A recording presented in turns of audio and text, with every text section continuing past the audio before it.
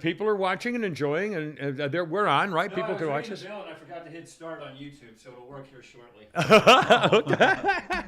Well, while you do that, and by the way, we got a million newsy things and a million other things too. We will talk about the Tucker tapes. We'll talk about the reaction. We'll talk about all the lies. We'll talk about all the fakes. We'll talk about all the goofballs. We'll talk about the hearings. We'll talk about Dr. Jill saluting one of the women of the year with a special. Did you see that? Joke. Also, by the way, Flounder, there's couple of sound bites of Vice President Shifless. One about the other day, or I think last night, she was talking about. Oh God, what was it? Conservatism and what? The conservative was, but just last night she said something really stupid. She was laughing and giggling and doing her ridiculous thing about something stupid, and it was just freaking hysterical. We'll try to find that for you. Also, we'll talk about the Afghan pullout hearing. We'll talk about the COVID hearing. By the way, Tiger Woods is not in the news except on my phone about his girlfriend in the lawsuit. I didn't even hear about it till yesterday. I said, "Oh my God, why nobody's is everybody talking about taking it." her side on this? We don't know what kind of person she was. Well, I'm amazed that it wasn't even, if you say the word Tiger Woods, if there's a golf tournament or if there's a special at the Golf Channel, if you look up the Golf Channel, the best games in history, you click on, it's a Tiger Woods victory. I mean, everything is Tiger Woods, God's only child. And so I'm amazed that this hasn't been splashed in the headlines of this lawsuit against Tiger Woods and his ex-girlfriend. His security took her said, "Pack your stuff for a light trip. We're going." Well, don't tell. I got the story. Don't tell everything. That's one of my stories. Also, the girl Paige Spiranac or whatever her name is, Paige Spiranac, is a monsterly luscious Playboy centerfold type. Beach bunny babe, and she's hot, and she knows it. And everybody knows it, and she's smart too. Yeah, she's smart. I mean, she's an athlete. She was on the PGA Tour or LPGA Tour. I think she hated it or it messed her up or whatever. Anyway, she's a professional. Her boobs were too big. They got in and the she's way. got enormous Marzula Galagawangas. Like who was the British fella? I would say the breasts were getting in the way of the swing. Ben Curtis, was that him? Who said Ben? No, it wasn't Curtis. Ben. Oh, it doesn't matter. It is Ben. Anyway. She has come out with an article. Stop looking at my boobs. Oh, please! Everything she puts out, she has this low cleavage thing. Again, that's part of. I'm teasing. I'm doing a tease. Quit doing the teases. Let's do the show. Well, I got do the so show. much. I'm doing the the hell show. with it. If people want to listen to the show, they'll hear it God. when you do it. Oh my God! You're such an asshole. Here's the thing about the teases with a podcast. We'll talk about if Jim they don't, Jordan. If they don't like what you're doing, then they can fast forward to you doing something else. You don't need teases for a podcast. God, just do Jesus, the show. Annie and Mary. We got a radio. nice note from Tim with a donation inside. Haven't even opened it yet. Also from Michael, again, one of our things. Thank you, Michael. Also, check this out. I just got this in our post office box. By the way, if you go to thekimmershow.net, you can get the address for our post office box. You can get a way to contact us. Venmo, sending us some money stuff. This is a package from, and they send three things. A happy St. Patrick's Day from Deborah Kavanaugh. Deborah, God bless you, sweet girl. This is incredible. And it's a bag of premium chocolate, luscious, decadent, smooth, creamy. And we can open that baby right up there. And while you're doing that, yeah, I got you guys some treats. You did. Who here likes peppermint bark? Oh, I like bark. Peppermint. I wouldn't probably buy peppermint, but I love bark. Peppermint bark has got to be delicious. I got it for Christmas, but I just not big on peppermint bark. Yeah, it's probably not my hugest thing. If you want some and you want some, well here's some. Okay, excellent. And you can take. Also, I got this for Christmas too, but I'm not a big toffee eater. I'm not a toffee guy. It's from the Mission District in San Francisco. It's supposed to be some of the best chocolate made out there. But that's that hard, crispy stuff, right? Toffee. No, it's black sesame seed toffee brittle. Never mind. Yeah, from that's Dandelion That's Chocolate. all Flounder's name all over it. And it's supposed to be really good. But let's try this. That's very kind. Here. Open those puppies up. Okay. Oh gosh, it's all sorts of stuff. What is this? Oh, I got to put these letters back here before I forget them. Cool. Okay. Okay, on with the show. Driving down 400. And there's one of those electronic blinking signs above the 400 as you're driving down. So, of course, I look at it. I look at the sign very carefully, and it says, "Stop the threat, fight distracted driving." With a sign. with an electric sign that I said, well, what did that say? And I'm turning my head What? to try to catch it as I'm going under it, and meanwhile swerving into the other lane. I can't believe it. A big electronic stop, distracted driving. What's that? You're idiots. Also, just if you're watching live at 1 o'clock this afternoon, again, this is Thursday, the 9th of March, 2023. If you're watching live at 1 o'clock this afternoon on Showtime, the original Death Wish with Charles Bronson and Hope Lang. It's one of the worst movies of all time. I mean, the acting, the script, the direct. I mean, it's horrible. But all the others I've liked. In fact, the one with is it Bruce Willis? Probably. No, who's the one? Yeah, Bruce Willis, where he plays he's the surgeon doctor and his wife and kid and stuff. That I like that one. Whenever that's on, I DVR it and I watch all the good parts. Yeah. Anyway, I thought those were fairly interesting things. Okay, now, let me do this before I forget too. I got a great text this morning from and a picture from Eric at Farmhouse Printing. And by the way, I feel badly because if I get a picture. Rumble does not allow me to put it on Rumble. It only takes videos. All right. So I can't. I was going to put this on our podcast Facebook page, but I can't. I mean, on our podcast Rumble page. Sorry, but I can't because they don't take pictures. What? Text it to me and I'll put it on our Twitter page. Okay, I will do that in 1 second. I'm going to read it first, and it's from Eric at Farmhouse Printing, and it says, Kimmer fan Greg Vaughn, whose picture's in this, from Monroe, Georgia, retired police officer, drove 2.5 hours to Farmhouse to have a few shirts made. Could have gone to dozens of shops that are closer, but came all the way to us thanks to the Kimmer Show. Would be nice to give him a hoorah, Semper Fi. By the way, it's oorah, O-O-H, but that's okay. Hoorah is what the Army says with an H. Oorah is what the Marines say. Oorah and Semper Fi on the podcast. And absolutely. So Greg Vaughn from Monroe, retired police officer, God bless you. By the way, I'm going to mention when we talk. Take a breath between things. I will take a breath for a second. By the way, these are fantastic. Are they good? Are they all the same, or are they various? Try these, Flounder. Are they various? I think it's milk chocolate. Pretty good. Yeah. Okay. When we talk about the Tucker thing, the one mistake I think he made, and all the others who are supporting everything Dunn has made, is by not saying, yes, we know there was violent behavior. Yes, we know that we can see the video here of people shoving and punching and doing. I said there were examples of that, and I guess most of those people got arrested, and they'll be dealing with the justice system. If you fight a cop, you should go to jail. If you hit a cop, go to jail. I mean, nobody questions that. So we believe in our police officers. However, we'll get to the rest of it. As we go. So that's Eric Farmhouse. Thank you, Eric, and thank you, our police officer friend. Now, Farmhouse Printing Co., they're well known by us. They're pretty well known, all right. Do all kinds of shirts, hats, and signs, and all kinds of stuff. No minimum order. That's a great thing. He could have bought 1 or 1,000 of whatever he wanted. That's right. It was great. Yeah. Laser engraving for the tough stuff, like if you have livestock or something to bring in there. I'm just kidding. FarmhousePrintingCo.com of Sonoya. Eric and the gang, they do all our stuff here. You could probably laser print your dog. Maybe, I don't know. No. You could ask him. No. Check it out. FarmhousePrintingCo.com. I'm just saying. But they'll take photos of your dog and put them on anything, including your dog. Well, they did our podcat towel that I got for Flounder. They did my golf towel for my son. All kinds of stuff. So, great company. Okay. As you know, I now, if you don't know, you're about to find out, I have reason to celebrate my new delve into the land of high tech. On Friday mornings, as you know, I call in, or actually I go on this thing called Opal. It's some kind of a computer link thing, okay? And they open it up, and I talk on the computer, and it goes into this radio station, and I talk on the radio station on Friday mornings, 106.3 at 7:25 Friday mornings. Lately, it's been giving us bugs, and when I turned it on to check it with Flounder last week, it wouldn't work. It said no internet connection, so it didn't work, and I had to go on the phone, and when the phone, it's the whole thing. Anyway, so Flounder said, he's going to come over and fix it. So yesterday, Flounder came over to my place and fiddled with it, got it on the phone with Mike, and did all kinds of stuff, and they figured out what they thought was going to work, and then it wouldn't work. Things just weren't working. And if Flounder and Mike, the engineer, can't figure it out, I had nothing to do with it. Anyway, so Flounder takes my laptop that he gave me, actually, back to his place yesterday. Several hours later, he gets back and says, I think I fixed it. He brought it back to the house.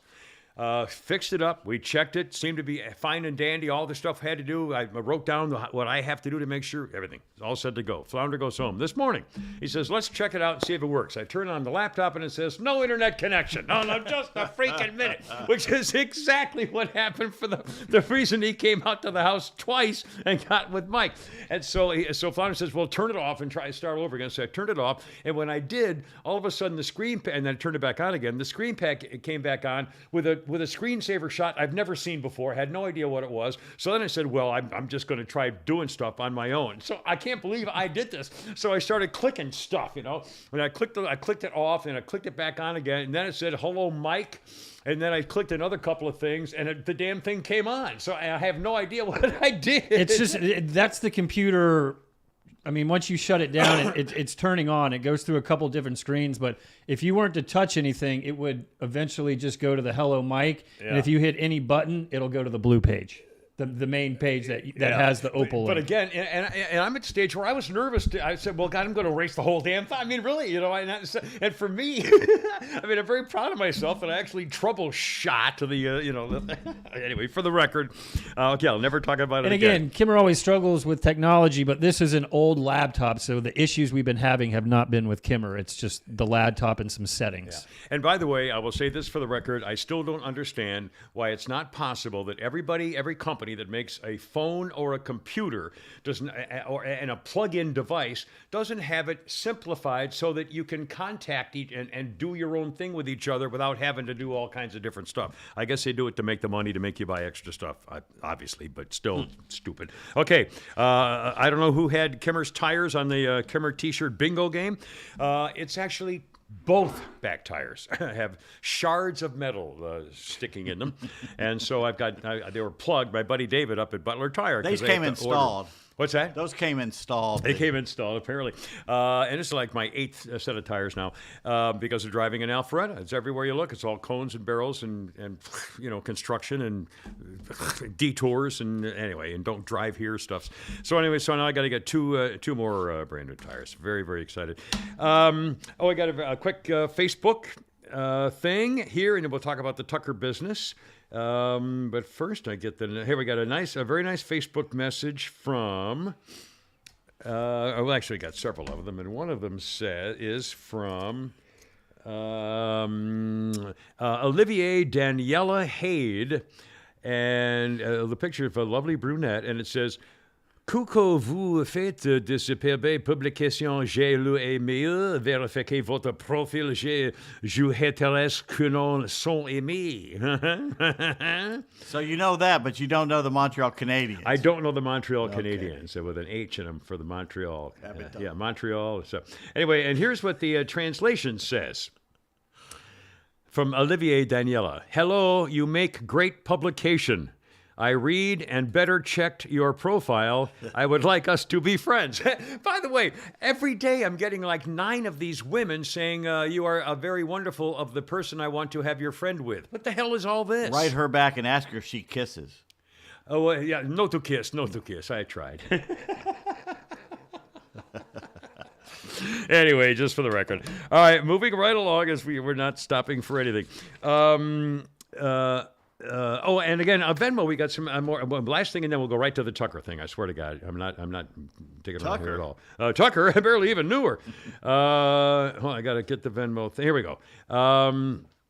Lori, I mentioned, said she said you were crazy ass people. Thank you, Lori. Fernando once again gave us a great big Semper Fi howdy boys enjoying from Houston, and Michael sent us a 3-way split of a cheeseburger, and we're very grateful. Again, on Patreon.com or Venmo, or you can go to thekimmershow.net and check some things. Anyway, thank you guys. Okay, let's do some newsy stuff. All right, now. Tucker Carlson. By the way, have you been watching it? You probably haven't been watching it for some time. I can't right now. I don't have TV. Oh, God, that's right. Your TV's not I have working. Netflix and Amazon. That's about it. Oh, man. Well, anyway, he's been showing... Well, you know the story. I mean, you're familiar with those. Okay. So he's been showing the video, and again, just what bothers me about events like this is the same thing that bothered me about Donald Trump. If he had made one comment clearer before he went into the event coverage, it would have been a lot different. If Tucker Carlson's getting they're calling him a liar. He's faking evidence. He's trying to pretend there was no insurrection. And the problem is they're saying, well, of course there was violence, and the Republicans are now getting in the excuse to say, well, he's complaining it was all a peaceful protest, and of course that's not true. If Tucker had only said at the beginning, okay, he showed the violence at the very beginning of his first feed Monday night, whatever it was. He showed it Monday night, but what he has to say from then on was, we know there was violence, people were hit, windows were broken, which is not really violence, but it's, aggression, we all know that. But here's what you didn't know. And that's what the whole emphasis was, and he showed all the things. Now, I'm going to run down a couple of quick points, which there were three main things which I take away, but I do have a question. He was supposed to have had a second episode, and I'm not sure whether we've gotten it yet, so I wonder whether Fox is doing something to maybe stop him from... He's completely in the bag. All right, we got to get this on video. I'm sorry. Dumbass. Hey, cat. Hey. He's in a plastic bag. Now, make sure he can breathe. Is that around his neck? His neck's through the hole. He's fine. Let's focus. Well, this is great. The video Get out. You big goofball. All righty. Anyway, sorry. Okay, here's the three major points to make about the Tucker thing. The January 6th committee lied on everything. They faked noise in the video they showed in their hearing. They edited video to make it look worse than it was. They cheated every single possible way. First, let's talk about the Buffalo shaman headdress guy. He's a Navy veteran. He's got mental problems. He's already been diagnosed with having various issues in his past. He's nonviolent. He's extremely bright. And the video showed him being escorted the entire time through the Capitol by several police officers. The police officers who opened doors for him, who tried to unlock a Senate chamber door, who led him to the Senate chamber, and he led them inside to pray and prayed for the police officers out loud so you could hear it. All of that video of him being led around by the cops was never given to his defense attorney. The defense attorney never had the opportunity to play it in his defense in trial, and he didn't have to because the government said, we're going to put you away for 20 years. And instead, the guy said, hell, I'll take 4. And they made a deal. So he admitted his guilt and was willing to take 4 years in prison as opposed to going to trial, even though his lawyer never saw the video and never used it in court. And the judges knew it, and the January 6th committee knew it. They had the video themselves, and nobody did squat. This guy was railroaded. And by the way, his lawyer on Tucker last night looked like an idiot to me. But anyway, so this is clearly hiding exculpatory evidence. And I can't imagine, I don't know why no one's outraged. Everybody in America should say, wait a minute, it doesn't matter what politics he is. You can't do this to people. By the way, you're driving me nuts playing with that cat. The cat's out of the bag. Well, he's out of the bag now. So that was the shaman guy. The second thing, in fact, Merrick Garland said this again last night. Merrick Garland said the video was not accurate because it was a violent armed insurrection that killed 5 police officers.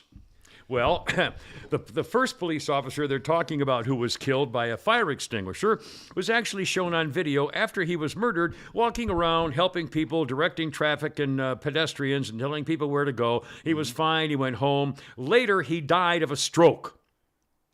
A couple of police officers later after the event killed themselves. Why? We don't know anything about it. But the Merrick Garland last night said 5 police officers were killed at the Capitol at the Insurrection Day. It's a bold-faced lie. It's a bald-faced lie. I mean, they're all saying it. Chuck Schumer, the suspected child molester, says they're saying the same damn thing. They're saying it because they're scared. Well, because they got caught. They have. I mean, did you see Stephen Colbert the other night? He just blasted Tucker for no reason. Had nothing on him. He was a pile of shit who's Well, we're gonna, pushing. let me get to. Don't jump ahead of me here. I'm going to get to all the reaction I hear in a second. But that police officer was fine, went home. Later, he died of a stroke, and Merrick Garland said 5 police officers were killed. Just the lies. The third one, Ray Epps. Ray Epps is the guy we all saw on video saying, "Make sure you go into the Capitol." Ray Epps on the video we caught said, "Go into the Capitol. Here's where you gather. Go into the Capitol." He was never charged with anything. He testified before the committee and said, "Oh, I never was even in the Capitol, just a bystander." They said, "Okay, you're free to go." Even though Tucker Carlson's video showed, one, that Ray Epps lied under oath to the January 6th committee because they showed video of him inside the Capitol when he said he was not. He had already gone. Secondly, they also found a text of him bragging to one of his relatives, "I orchestrated the protest." Yeah. He's free to go. Nobody's still admitting who he is. Also, the FBI will not identify to this day the plainclothes men with earpieces who were opening doors and showing people inside the Capitol. They also know who the guy was who supposedly had a bomb planted there, and they know they got his face and everything else. He's never been arrested because they're all FBI agents who were there to make sure that the riot turned bad, that the protest turned into a riot and turned bad. The video I didn't know this because I didn't watch any of the January 6th committee, but during one event of the January 6th committee, they showed a video, and again, the January 6th committee videos were produced by, I think it was an ABC television producer. Okay, showbiz producer. And the January 6th committee, and Tucker showed this video, I was so outraged, my head was coming off. The January 6th committee, whoever the girl was in the front said, "Let's have a little fun here, looking at how our Republican cowards were screaming, fleeing like little girls, fleeing and fleeing as fast as they could, like little cowards and chickens getting away from the Capitol during the January 6th armed deadly insurrection." And they showed the video of Josh Hawley running across a hallway. That's all they showed. Mm-hmm. Tucker Carlson showed the video of everybody running across the hallway, being forced by the police to run across the hallway. Josh Hawley was basically last. Hardly a coward and chicken. But when they played the video showing only Josh Hawley running for 2 seconds across a hallway, they all laughed out loud. "Oh my, laugh at their own senator, the United States senator, faked him being a chicken and a coward and mocked and laughed at him in an official congressional committee on the so-called insurrection." Honest to God, I'd punch every one of them in the face. I'd get the video of everyone who mocked me and laughed at me like that and punch them in the face. I'm not a role model. I don't give a crap what you say about me. I'm talking about Josh Hawley. If it were me, that's why I'd be in freaking jail, and it would be worth it. Wouldn't you? Every one of those bastards who tried to make you internationally a chicken and a coward? That's killing stuff. I'm so freaking mad about this, honest to God.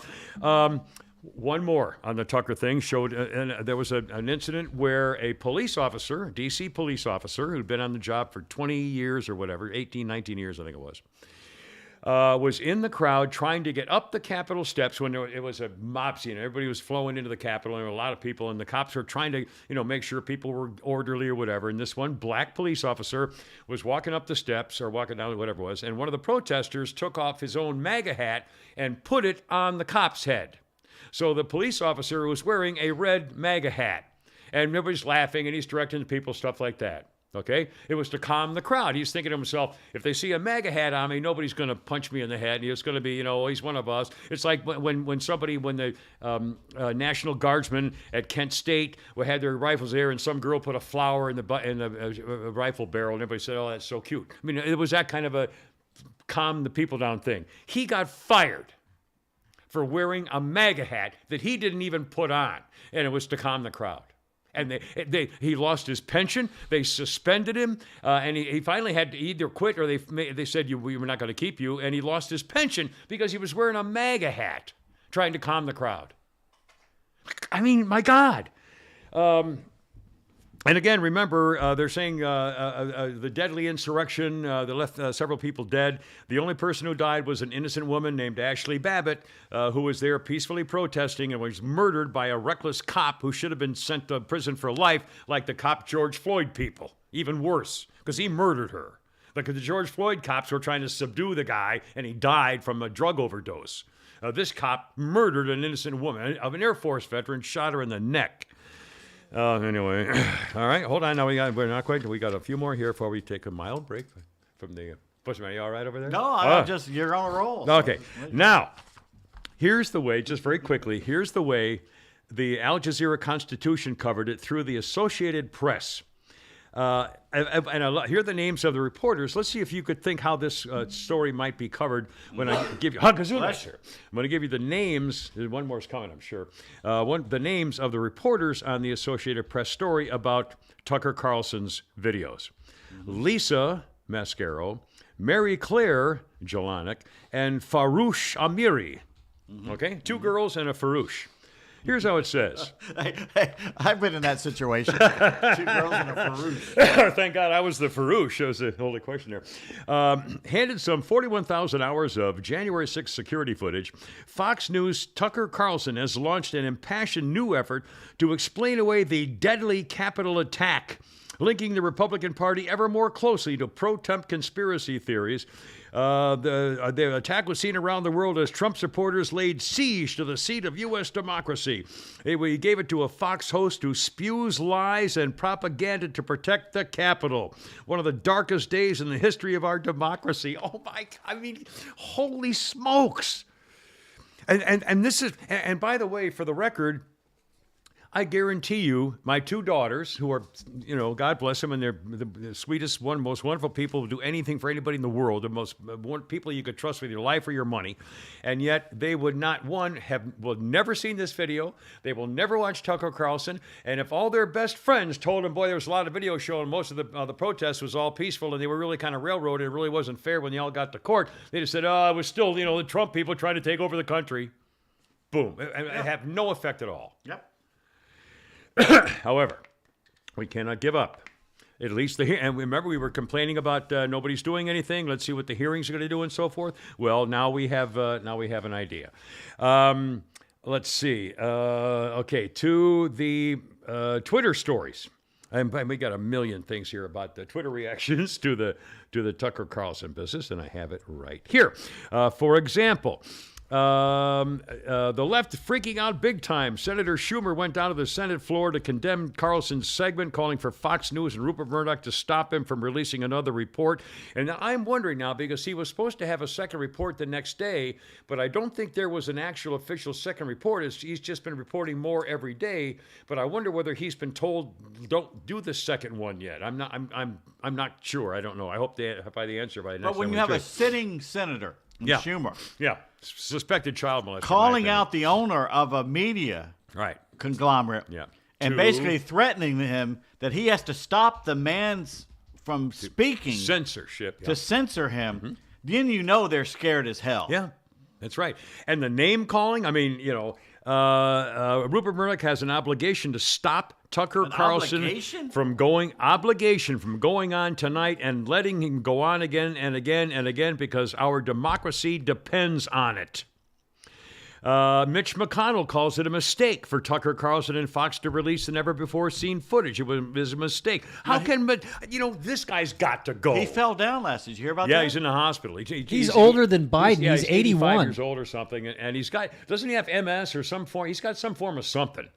He does. He has something. I forgot what it is. But polio? Did he get polio as a kid or something like that? He's got something wrong with him. God bless him. But he fell down. He was at a dinner party and he was going home and he fell. And now he's in the hospital. Well, if you're 81, usually that's the beginning of the end. He's older than that. I think he's like 86. Also, do y'all want to hear the rant by Stephen Colbert on Tucker? No, let's don't give him a platform. Good point. Good. Thank you, but very few people watch him anyway. But let's don't give him our platform. The left-wing media, Charlie Kirk says, is claiming Tucker cherry-picked the footage. All of this is new video the public hasn't seen. Who is guilty of cherry-picking? Tucker Carlson or the people who refuse to show us all the hours of the footage? I mean, that's what's amazing. Again, what they do is they accuse you of doing what they do. That's projecting. They cherry-picked and they edited. Again, everything the Chuck ABC Schumer said edited that whole the noise, the sound, the video to make it come out a certain way. Everything Chuck Schumer said about Tucker Carlson is what the Democrats did. But that goes back to it comes from Marx and it's the Democrats' playbook. Always accuse the other side of what you yourself are doing to muddy the waters. Yeah. How dare Tucker Carlson completely ruin the narrative we've created about January 6th to justify putting our political opponents in jail? Again, the Buffalo headdress shaman guy, 4 years in prison for walking around the Capitol. Didn't touch a thing. In fact, he helped people and said, oh, don't take that, don't go in. He's the one who told the people, don't go steal the food out of the refrigerator. Lara Logan, deception operation by people who can be held accountable, but many of them are in power, consider themselves above the law. It's an ongoing crime against the American people, and Tucker Carlson was chosen to expose it because he earned it. No one could do it better. Donald Trump's calling for the release of all the detainees after the scoop. The entire corrupt Washington uniparty is now reacting to Tucker Carlson airing a few minutes of unedited video. Nothing makes cockroaches scurry like sunlight. New footage shows protesters being pretty cool. He said this is why they've been hiding all this footage. Never seen an insurrection before with a police escort. I mean, I've got a million of them here. I won't even lie to you. I keep going about it, but it's one after another, after another, after another. And it's just not. It's not getting better. Oh well. Okay. The other story that I won't spend a lot of time on it because it makes me mad. And I don't want to be all down about everything. Well, it's what everyone wants to hear. It's what's that? It's what the listeners want to hear. We have been complaining. When are the Republicans finally going to do something about all this? Well, they're doing it. They're holding hearings. They've held like 3 hearings yesterday on very, very important topics. One on COVID, where it's going to get to the point when they get Fauci on the stand under oath, he's going to have to explain all the stuff that has been set up. And that guy Redmond or Redneck, whatever his name is, the former doctor, former CDC director. Yeah, this former CDC director who was silenced by Fauci and was left out of all the meetings after he made the mistake of telling one of the congressional meetings, oh yeah, this doesn't make any sense that it came from a bat out in the wild because and he talked about the chromosome changing to make people less receptive to the so-and-so. So that just doesn't make any sense that would be a so-and-so. And after that, he was out. But did you remember when it first hit? The scientists came out with a cartoon showing the genomes and the RNA and all that, saying how it couldn't possibly come out of a lab because the lab looked like this and the bat stuff looks like this and this looks like a bat thing. Yeah. And they showed a cartoon and they literally said, you should believe us because we made a cartoon. Yeah. And then later, of course, we saw the bat lady. We have bats. And remember the bat lady with bat in her hair and everything? Well, Jim Jordan made a very good point at the hearing when he said Fauci focused on the bat the whole time. He never focused on a possibility of a lab leak. Yeah. He was covering up the lab leak and promoting the bat thing, even though there was plenty of smoke with the lab and none with the bat. Ron Paul was right the whole time. Well, we believe the bottom line is going to be that America was sending our tax dollars to the lab for that kind of research. We were giving money to the organizations that funded the Wuhan lab. America was paying for the research in the Wuhan lab and covering up that they were doing it. Fauci, for all of his titles and the organizations that he runs, is the highest paid federal employee in the country. He makes more money in government than anybody else, including the president by a mile. Okay, the other story that really affected me a lot was the hearing with the Marine and other soldiers about the withdrawal from Afghanistan. Again, absolutely astounding. Again, if you remember, why were they in such a hurry? Why did all of a sudden somebody say, oh my God, let's get the planes out of here, and 25,000 Afghan people showed up to try to hang onto the wings to get to America. There was, nobody was screened. They left thousands and thousands of helpers behind. I mean, it was just madness. Closing down the military, leaving the military airport and going to the civilian airport to try to get people out. It's just leaving all the equipment. Madness. But the worst thing that happened, and I'm not sure whether you want to hear the testimony of it. If you missed it, it was actually heartbreaking, of a United States Marine sniper who was there and was completely ignored when he said there's going to be something really bad happening here, a sniper attack, and we can fix it. Give me permission. His name is Tyler Vargas Andrews, a Marine sergeant in the terror attack wounded at the Abbey Gate at Kabul airport. He recounted the events that led up to 11 Marines and a soldier and a sailor, one of them a woman, being murdered by a suicide bomber. He and another Marine were assigned to protect the airport. They got intelligence about a possible suicide bomber approaching. They spotted him, and they spotted his associate in the crowd. This Marine sergeant alerted his supervisor. He requested authority to shoot and kill the suicide bomber and his partner. Mm-hmm. They're being responsible. He was told, stand down, I don't have an answer. I can't tell you what to do. I don't have an answer. And he said, well, someone's got to make an answer. And he was talking to a major or a captain at the time, or a lieutenant colonel for that matter, is all I know. And they did not give him permission. And he did not fire. And sure enough, the bomb went off.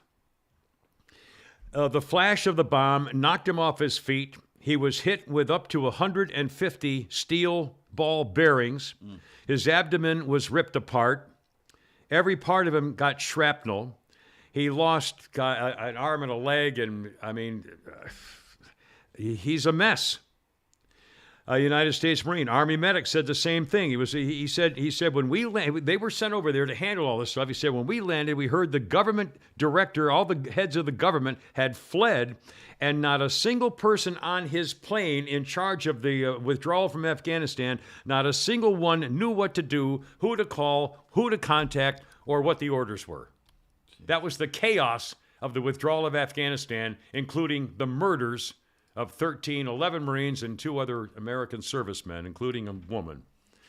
And if you missed his testimony, if you want to look it up, I mean, it's just, and by the way, I was just reading, there's another article that just came out a little while ago when I was on the way. After he testified, the families of the other Marines killed are saying, wait a minute, you telling me that he knew that he could kill the suicide bomber and they wouldn't let him do it? Holy crap, what is the matter with these people? The Marine Corps? And again, I saw, this General Silly Millie, who's more concerned with pedicures and pronouns than trying to kill the enemy. And it was Millie and another Army guy, and there was a Marine general, and they were all asked about the Afghan withdrawal, and they all said, well, we really didn't think it was a good idea. We're trying to, but he didn't want to, they just mamby-pambied instead of saying, don't do it. We're just wrong. We're not going to do this. I mean, instead of standing up and doing the right thing, they mamby-pambied about it because this freaking administration's a bunch of goddamn cowards. I'm sorry, please edit that out. Freaking cowards and chicken livers. And those Marines and other people died because of it. And the families are now saying they could be alive right now. Yep. He was in the gun sights.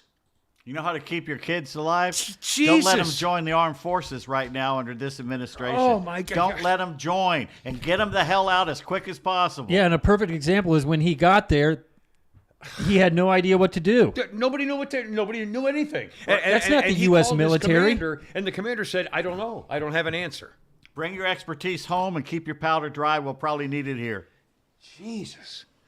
I mean, honestly, we had no business being in fucking Afghanistan anyway. Not after the first year. I'm so angry about all this. And again, I'm no war hero. I'm not speaking as a big tough guy Marine. I'm a Marine, but I'm also this is so wrong. The whole thing, and who's been punished. Has any general lost his freak? They ought to be in the brig. They ought to be stripped down to private and thrown in the freaking brig, breaking rocks, and then get out with a dishonorable discharge, and then try to find a job. Maybe go on CNN or MSNBC, you chicken-livered bastards. Honest to God, I ripped the freaking epaulets off their shoulders myself. Well, you'd be there all day because Millie's got a set of You know what all that medals. shit is? You know what? Yeah, that's not medals. That's ribbons to show where he served. If you had served, I served in Kosovo. Oh, we got a little blue ribbon there. Oh, I served in Afghanistan. Oh, we got a ribbon there. You might not have done anything, but everywhere you've gone, you get ribbons. Meanwhile, you see photos of Dwight D. Eisenhower, who saved the world. Yeah. And what does he have? Well, because he didn't go 95 different locations to get a ribbon. Now, again, I'm not, you should be proud of your ribbons. If you're in the military, proud of where you served.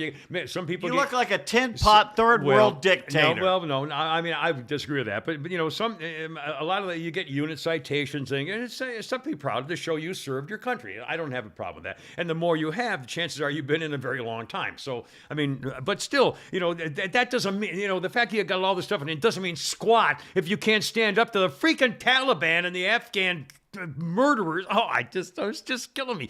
I hope those parents take it out on somebody. The families of people who did not have to die. They could have been saved, and they weren't because of the command structure. Oh, God. Anyway. Okay. All right, hold on everything. We're going to talk about Dr. Jill here in a second.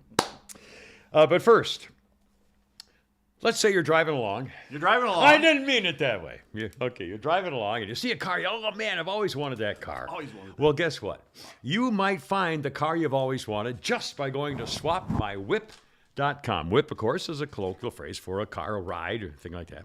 Go to swapmywhip.com, and you might find like-minded car owners just like you who are saying, I'm willing to swap my car with somebody. Maybe you'll add a little something here or there, and he sees what you have, or maybe you got a friend who wants what he has and you have, and this. I mean, you make your own thing. No middlemen, no salespeople, no dealerships, nothing like that. Swapmywhip.com for maybe the car you've always wanted and can't find anywhere else. Make your own deal. And it's not just cars. Obviously, trucks and SUVs and stuff like antiques, things like that. Jet skis, boats, off-road vehicles, ATVs, probably go-karts, maybe fancy bicycles. I don't know. If you can ride it, it's a whip, So swapmywhip.com. And again, when you go there, please use the coupon code KIMMER, KIMMER, for 180 days of free premium listings on swapmywhip.com. For which we are very grateful. Okay, now, let's see. Did I mention the thing? Pete's going to tell us about Bigfoot and some fun history stuff and some stinky candles and a furry rodent. And my first question, I think, faked out Pete, and he didn't like it too much, but we'll get to that in a second. I saw my first groundhog yesterday. I saw they would put a picture on Facebook. Groundhog Day. Now, was that on your where you live? In the front yard. Yeah, really. And he came out right where the garden used to be, and that's why they got rid of the garden, because the groundhogs. Did you find his hole? I mean, he lives right there, or did he show up? He lives on the other side of the creek. Oh. And he shows that he came up to eat the garden? Yeah. Because it's spring. I would plant carrots for him. You know what stops them? No. Garlic and onions. They hate it. Well, all you can grow. Do you have a problem with a groundhog being there? No. Now, somewhere he's got a hole. He's a fat one, too. He's huge. Yeah, he looked like it. Well, then you should plant some, carrots or what would you plant for a groundhog? Well, there's that famous guy. It's in Britain or somewhere. He had a garden, and the groundhogs kept getting in there. And he had a camera, and the groundhog literally would get a carrot or whatever and walk right up to the camera to taunt him and eat it in front of the camera. So he started saying, what the hell? I'll just have fun with it. And he planted a little garden for the groundhog. Yeah, I would. And then the next year, the groundhog came back with his family, little groundhogs, and they all come up and eat it in front of the camera. Well, there you are. I think you should do that. You should plant some carrots. Or what other fruit, what other planting food could you? Radishes. They eat anything. Well, radishes are kind of spicy. I don't know. Whatever. Radishes. But, something simple that would grow, and it would be no big deal. Anyway, that's kind of cool. And my first question to you was, when you're talking about ground, did you shoot him? Did you shoot him? Now, I used to shoot groundhogs over at Brenda's place with my prep school buddy, Pete Rice. Brenda was the most beautiful teenage girl I had ever known. I wish I had ever known, and she was a preppy girl. She went to Miss Porter's, which is Farmington, which is where Jackie Onassis went. Anyway, and she had over in Chatham, New York, had a farm. A ranch, actually, and I used to go over with Pete Rice, my buddy, and we'd go over with our guns and shoot their woodchucks because they would leave a lot of holes in the pastures. What's the difference between a woodchuck, a groundhog, and a gopher? Same. Well, gophers are different, but a woodchuck and a groundhog is basically the same thing. Right. A groundhog's a woodchuck. And they can get huge, and they get big, and a lot of holes everywhere, and the horses and the cattle were breaking their legs, and so they had to go. Sorry. By the way, I saw the most beautiful woman I've ever seen working in a UPS store today. Really? I stopped on my way down from the hills. Whoa. To send my snake-proof, waterproof boots back because they're that's right. The Yeah. right one was not waterproof, No, I discovered. That's not bad. No, that's And I figure if it's not waterproof, it's probably not snake-proof either. yes. And I walked in there, and she goes, "Oh, come over here. Can I help you?" And it's like, "What are you doing here?" Holy cow! Yeah, they're out there. I told you the my girl I God. met at the little diner in nowhere, New York State. Was gorgeous. She looked like a Hollywood movie star, probably 30 and gorgeous. Anyway, I guarantee witness protection. It's she's a hit woman for the mob. She's or, Henry Hill's. She's a torpedo for the South Side gang. Or She's something. Henry Hill's granddaughter. Yeah, exactly. Yeah. So looking for you. I saw this yesterday, and honestly, I almost wet my pants.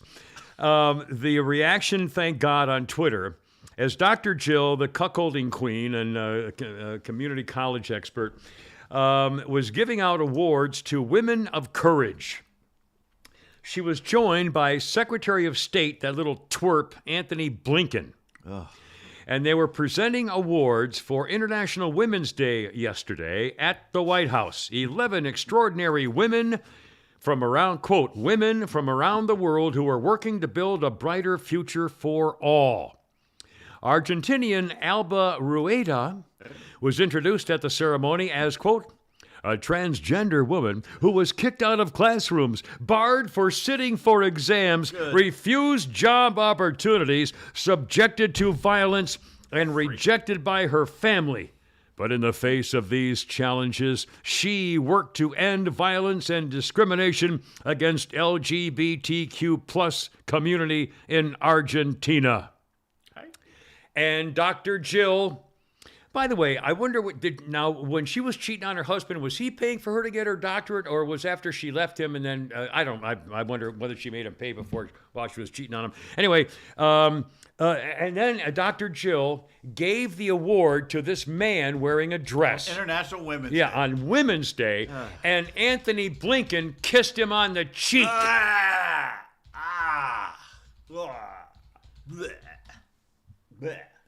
And I only saw this video. I didn't see the whole ceremony, but I assume what happened was that when Dr. Jill would give the award, and I guess they would hug, and then I guess all the other actual women, he would kiss them on the cheek. Oh, yeah. And then he got to the point where there's this freaking ugly man in a dress. And he figured, well, I better kiss him on the cheek too. What a position to be putting yourself in and then doing it. I mean, this whole thing is appalling. Anyone. No, I ain't kissing anybody. I mean, but think about it. And he did it, and he had to be thinking in his head, oh God, how's this going to look? No, he probably got off on it. Ah, Jesus. He's a Democrat. He got off on it. I'm dying about this stuff. Speaking of which, someone put a great meme yesterday, International Women's Day. Yeah. It showed the side of a tire after you'd hit the curb with it and ground off the rim. Yeah, the rims also. Yeah. Well, I've got one on my car. I can't say much. I sent that to our former coworker, Heather. Oh, yeah. Heather Murphy. Yeah. And she laughed and she goes, wait a minute, that's rude. That's my car. Sarah Sanders, it's International Women's Day. A good time to remember that Democrats can't even tell you what a woman is. Nysa Flotus, the First Lady, to encourage the diminishment of women on International Women's Day, erasing women is abusive. International Women's Day, not just for women anymore. I mean, that's hysterical. The best women are men. Apparently, men are a lot better at being women than women are. Step up your game, ladies. We are not a serious country. The jokes write themselves. Nothing screams International Women of Courage Award like a dude. Or a dick. A little penis. Or a dick. Jesus. Sorry. Speaking of women, where are the women's group? They're dead. It's a joke. Where's now? Where's now? It's gone. Protecting women, especially young women. How about Me Too? I mean, anybody involved with gender. They're afraid of being called transphobic. I don't give a fuck if you call me transphobic. God. I'm not afraid of you. I'm just wary of you. I'm sorry. I know about you. I don't like you. I'm sorry. I don't. It's unbelievable. Women, brought to you by Atlanta Custom Closets, because women love closets. They love those closets. Just go to closetpro.net or call 404-255-0589 for the beautiful walk-in closets. Oh my God. If you showed up with a certificate that said, baby, I'm getting you a new closet for your birthday or Mother's Day. For any day. Woo. St. Patty's Day. St. Patty's Day. St. Pete's Day, whatever. Yeah, there, St. Pete's Day. St. Pete's Day's coming up. Yeah. In fact, you can get your Atlanta Custom Closets to celebrate daylight saving time, with no S at the end, this weekend.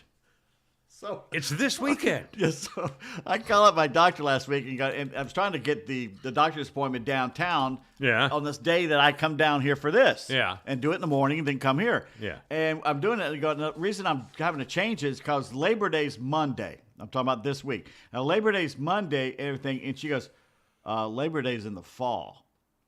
And I went, holy cow, you're right. And I looked at my Trump calendar. And basically, I was looking at Labor Day in Great Britain. And why do they have the British holidays on here? It's confusing as hell. Well, it's an international flavor of it, too, I guess, probably. That doesn't make They sense. don't work over there. They don't work hang on fire. No. It's like somebody say, gee, do they have 4th of July in Canada? Yeah, they have the 3rd of July, 4th of July, Or 5th of Thanksgiving July. over there. We're going to get a good turkey dinner. Do they have, well, no, it was the date. Do they have 4th of July? Yeah, they have the 4th and the 5th and the By the way, 6th. try and find a good Thanksgiving Day dinner in San Francisco. What do you mean? We drove around and around place and to eat, you around. mean? Could not find any place that served, because Thanksgiving, bet. are you kidding? Yeah. You know where we found it? We went over in the hood by the Capitol, by City Hall. Yeah. And it was basically soul food. And we walk in there, and the ladies, we're talking, ordering everything. We're only white people in there. And she goes, where are you from? I said, from Atlanta. And she turned up and pointed to the wall. There's a map of Georgia, and she goes, we're from Warner Robins. I'll be damned. And by God, we got the best I'll damn bet meal. you did. I'll bet you did. Cool. Excellent. Have you heard about, you know who Cori Bush is? Cori Bush is that disgustingly, well, she's a disgusting example, a wonderful example of the Democrat Party. Cori Bush is that congresswoman from St. Louis who hates the cops. She was screaming when the family tried to protect their property when Black Lives Matter. And she's part of that bullshit squad. Yeah, the liberal she's squad. What happened AOC. to the squad? She's one of the worst of any hate America, hate cop squad people. She's it, Cori Bush. She's very famous for it. Well, it turns out now that she paid $137,000 for a private security guard to guard her when she complains that I saw a video of her the other day where she says, well, am I not supposed to protect myself? Is my life not important? Do you think I shouldn't try to protect my life to represent the people? When they were complaining about her spending $500,000 for security on herself by calling to defund the police. Right. So, let's see. A friend of Nathaniel Davis is an anti-Semitic spiritual guru and friend of Cori Bush, the woman who's paying him handsomely for security services. He has no security license like her new husband. She married one of her security guards. She paid him a couple $100,000 and then married him. She cuts tens of thousands of dollars worth of checks for personal protection services. Let's see. Her husband, also a security guard that she married on her detail, does not have a security license for the city or the county or the state or anything else. It turns out that she is apparently paying from her campaign, which is really apparently not allowed. The close friend of Bush's that she pays, who is a wizard, is supposed to be an anti-Semitic spiritual guru who claims he's 129. I'm sorry. He claims he is 109 trillion years old. Impossible. I saw him say this, by the way. I saw him on TV. He's done Facebook, YouTube videos with himself. He doesn't look a day over 1 billion. I was going to say 1 billion, 4 billion, but 109 trillion, you're killing me.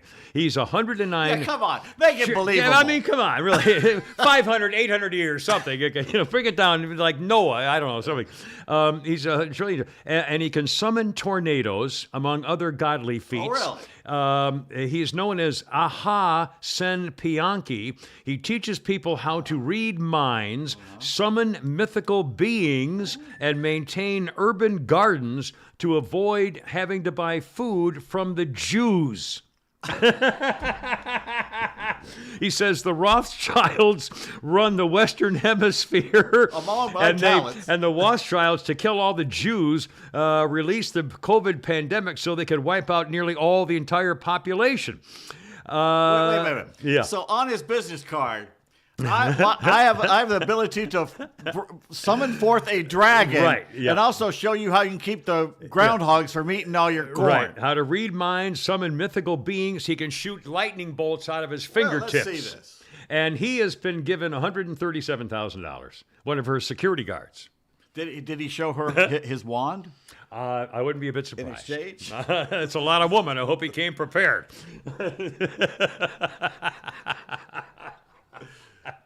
Oh, I mean, man, can you even freaking... Would you turn your phone off? It's my daughter's today, so I just want to say. Anyway, there's your Democrat leader of the squad people from St. Louis. $100,000. Unbelievable. Have you heard the latest about Alex Murdaugh?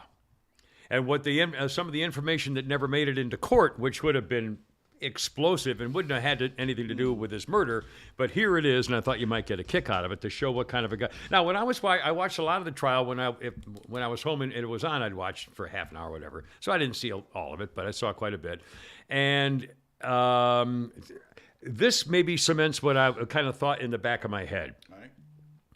Alex Murdaugh, 54 years old, the disbarred attorney convicted of murdering his wife and son, apparently committed some shocking acts of violence with a former stripper named Lindsay Edwards, a 28-year-old woman who was trafficked to Alex Murdaugh, the guy who just convicted of murder, who savagely beat and raped her a few years ago.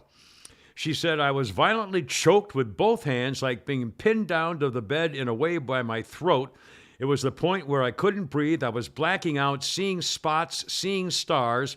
I was beating and scratching on his wrist as much as I could to get him to stop. And I thought at that moment I was going to die." This girl wanted to earn extra money. She began working for a woman in 2014 she thought was going to book her as a dancer at private parties. In her first appointment, the woman said she'd have to service the clients. When she tried to back out, a bodyguard loaded up a gun and put it near her head. The alleged threat to kill her and her daughter if she refused to have sex with men for money meant she would do it. She earned up to $180 an hour. She was booked for a guy's weekend at a beach house in the Isle of Palms in 2015. We were taking shots, doing cocaine, smoking weed, hanging out by the fire, talking, getting to know them. She first met Murdaugh. He gave her his real name, said he was an injury attorney in Hampton. He was very nice, everything that, gentlemanly, and then it came time to actually service him, his eyes went black. His whole personality changed. He choked her, beat her, violently penetrated her. She got up and ran out as fast as possible, completely naked. A few weeks later, she was escorted to a job in North Charleston at a hotel. To her horror, she was told it was again Murdaugh, the same guy again, was the client. He raped her again, choked her, left handprints on her neck, ripped her hair out of her head. She had bald spots in the back of her head right at the crown. The madam tried to get her another tryst with Murdaugh because she said she told this girl that the only one that she left in the hands of a violent guy like Murdaugh was this woman. And when she said I'm not going to do it, he was even more ticked off and got her again. The mother of four asked the madam why she allowed him to beat her so brutally. She said, well, he was in personal phone. He was a big deal and got special privileges and was the only client that the madam allowed to physically abuse the girls. Okay. They had sex with mayors, judges, solicitors, DAs, other states. Anyway, Other states. But this murder, but again, and by the way, this gives you a little bit of a clue into the the call girl services for you getting a phone. I got on the phone book. I get. And by the way, who would even do that? Who would do anything by phone to meet somebody somewhere anymore these days? Like Hugh Freeze. Well, yeah. Oh, did you get caught again? No, not again. Not again. Anyway, so but that's the Alec Murdaugh that we may not know. Can we wash your ears out with something nice and happy? Something nice and happy? All right. How about you're not happy? You're not in favor of that? Oh, yeah, let's do that. You got a lot more. A Kentucky woman just shines like a bright... Oh, sorry. Neil Diamond. Mississippi man. We can't play music. I used to love Neil Diamond. I used to when I was in my depression mood, and I used to write things. I used to write country not music. poems, kind of free-flowing things and stuff back when I was kind of going through a thing in my life. And I would put on Neil Diamond in the dark, and I would listen to some of his songs that were just on albums, never top songs. And I would just sit there and I'd just write stuff, and I give them to my kids and my wife and stuff. Anyway, it's a long story. No, it was just a thing. His song "I Am," I said. Anybody who's been at some point successful in their career probably has thought at some point about the lyrics that were. Did you ever read about a frog who dreamed of being a king and then became one? Except for the names and a few other changes, you can talk about me. The story's the same one, and it's like how you suddenly something happens to you and you may not really deserve it, and it's just a thing. It's kind of a personal. With it? I'm just saying it. The Kentucky woman shines. A Kentucky woman has met her great grandchildren for the first time. Let me put this down for you. Family photo, 6 generations. The matriarch is 98. 7-week-old Zavia Whitaker met her great-great-great-grandmother, Maydell Taylor Hawkins, at a nursing home in Kentucky.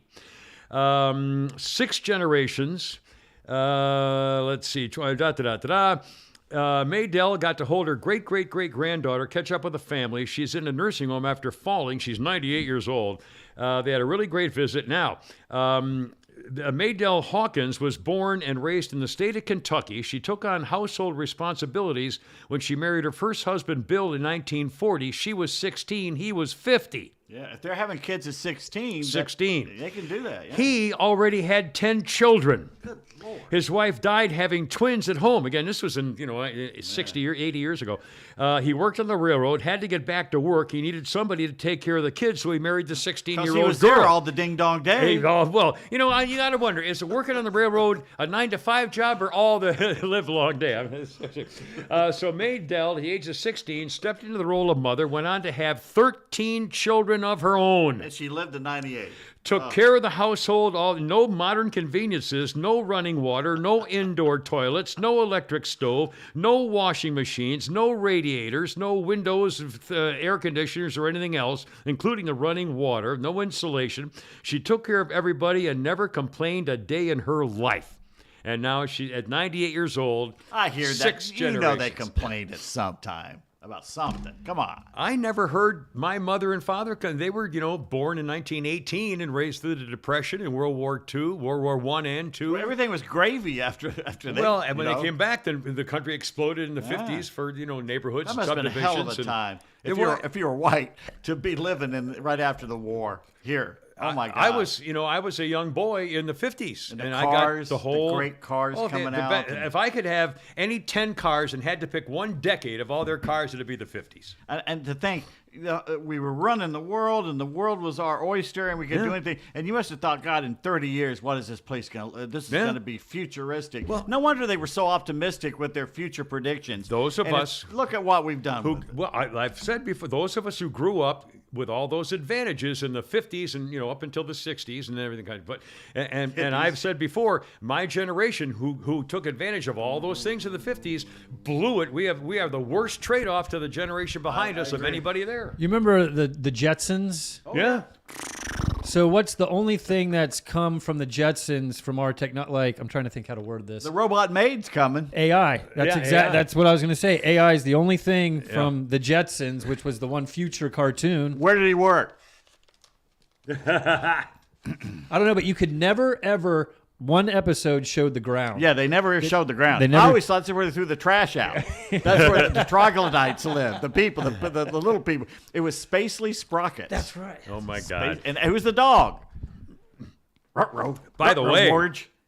Astro. That's right. Speaking of AI, I don't know anything about this. You guys probably do.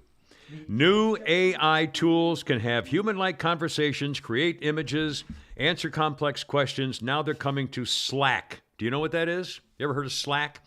Giant Salesforce business software Salesforce bought the app, announced a deal with ChatGPT maker OpenAI to bring the company's chat box into the Salesforce's products. Slack the bot will be able to summarize conversations, draft replies, help users research all the topics, deploying generative AI technology into all their products.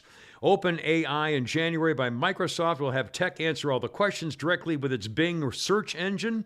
Chatbots will proponents say the chatbots will revolutionize how people interact with computers and software, which skeptics point out that the bots sometimes make glaring mistakes. But now sales forces are using all these things to do their work for them.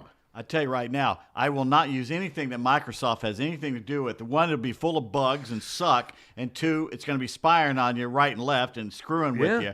You know who Olivia Dunn is? Yeah. Oh, the famous athlete who's getting the billions of dollars. The LSU girl, beautiful gymnast or beautiful whatever gymnast. athlete. Yeah, making millions. She came out on her Instagram or TikTok or whatever, talked about this Chat GPT thing, which basically writes your papers for you. Yeah. And LSU went, holy shit. Yeah. Is she doing this? Is she having her papers written?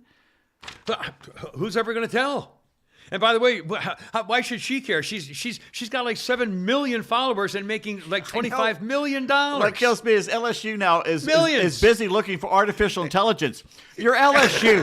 Just find some basic intelligence somewhere. Go Come to on. class. Build a library. Go outside a classroom and wait till they come out and talk It's called a book. Oh my God. Anyway, yeah, but she's worth millions, literally millions. And she said, in fact, I read a story about her. She said, my life changed when the NIL or whatever it's called came out. She said, I knew my life would change forever because she knew she was going to make $1 million a week or whatever it is. And she's a gorgeous. multimillionaire. She's beautiful and she's smart and she's clever and she's, she's good. She's not a bimbo. She's a clear thinking, beautiful girl. Let's hope she stays that way.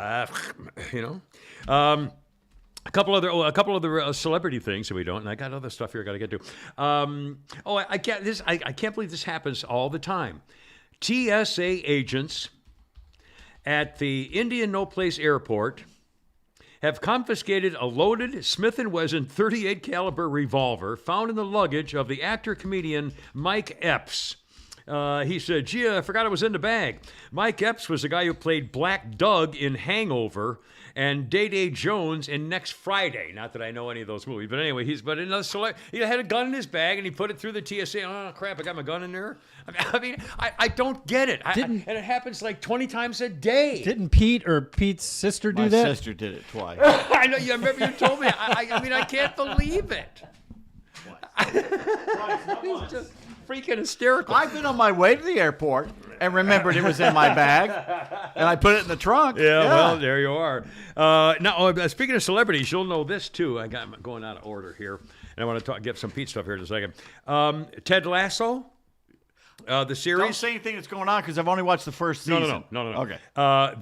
Well, it's really good. good. This has nothing to do with it with the series. Now, again, I don't watch it because I don't have phone video. Or Apple. Apple. It's Apple. Ted Lasso. You do have it. You just haven't paid for it. I haven't paid for it. Apparently, on his shows all the time, he talks about biscuits with a boss. Yeah, he makes little they're cookies, but they call them biscuits. Britain, and he's in Britain, right? As a soccer coach or something. Okay, and so that's the whole thing is him getting on. Okay, so he says, well, he calls it biscuits with a boss, and he actually doesn't make them. He buys them at the store, pretends he makes them, and goes to the boss. And now, I guess that's a thing. I thought he made them. Well, I read something where it said that he actually goes to the store and gets them and pretends he makes them. Now, I don't know. Doesn't matter. Anyway, biscuits with a boss is a famous thing with him. He's famous for saying he calls tea garbage water. He's, whatever. So anyway, the reason I'm mentioning this is because now there's a Ted Lasso inspired ice cream called Biscuits with a Boss flavored ice cream. Huh. And the critic, the critic said it tastes like movie popcorn or shortbread on drugs. It's buttery as hell, and it's called Biscuits with a Boss in honor of Ted Lasso. And I thought you'd get a kick out of that little story there, just for the records. Biscuits with the boss. By the way, we just got another Venmo thing from our friend Denise. Yes, thank you, Denise. I'm sorry. Thank you, Denise. That's fantastically fantastic.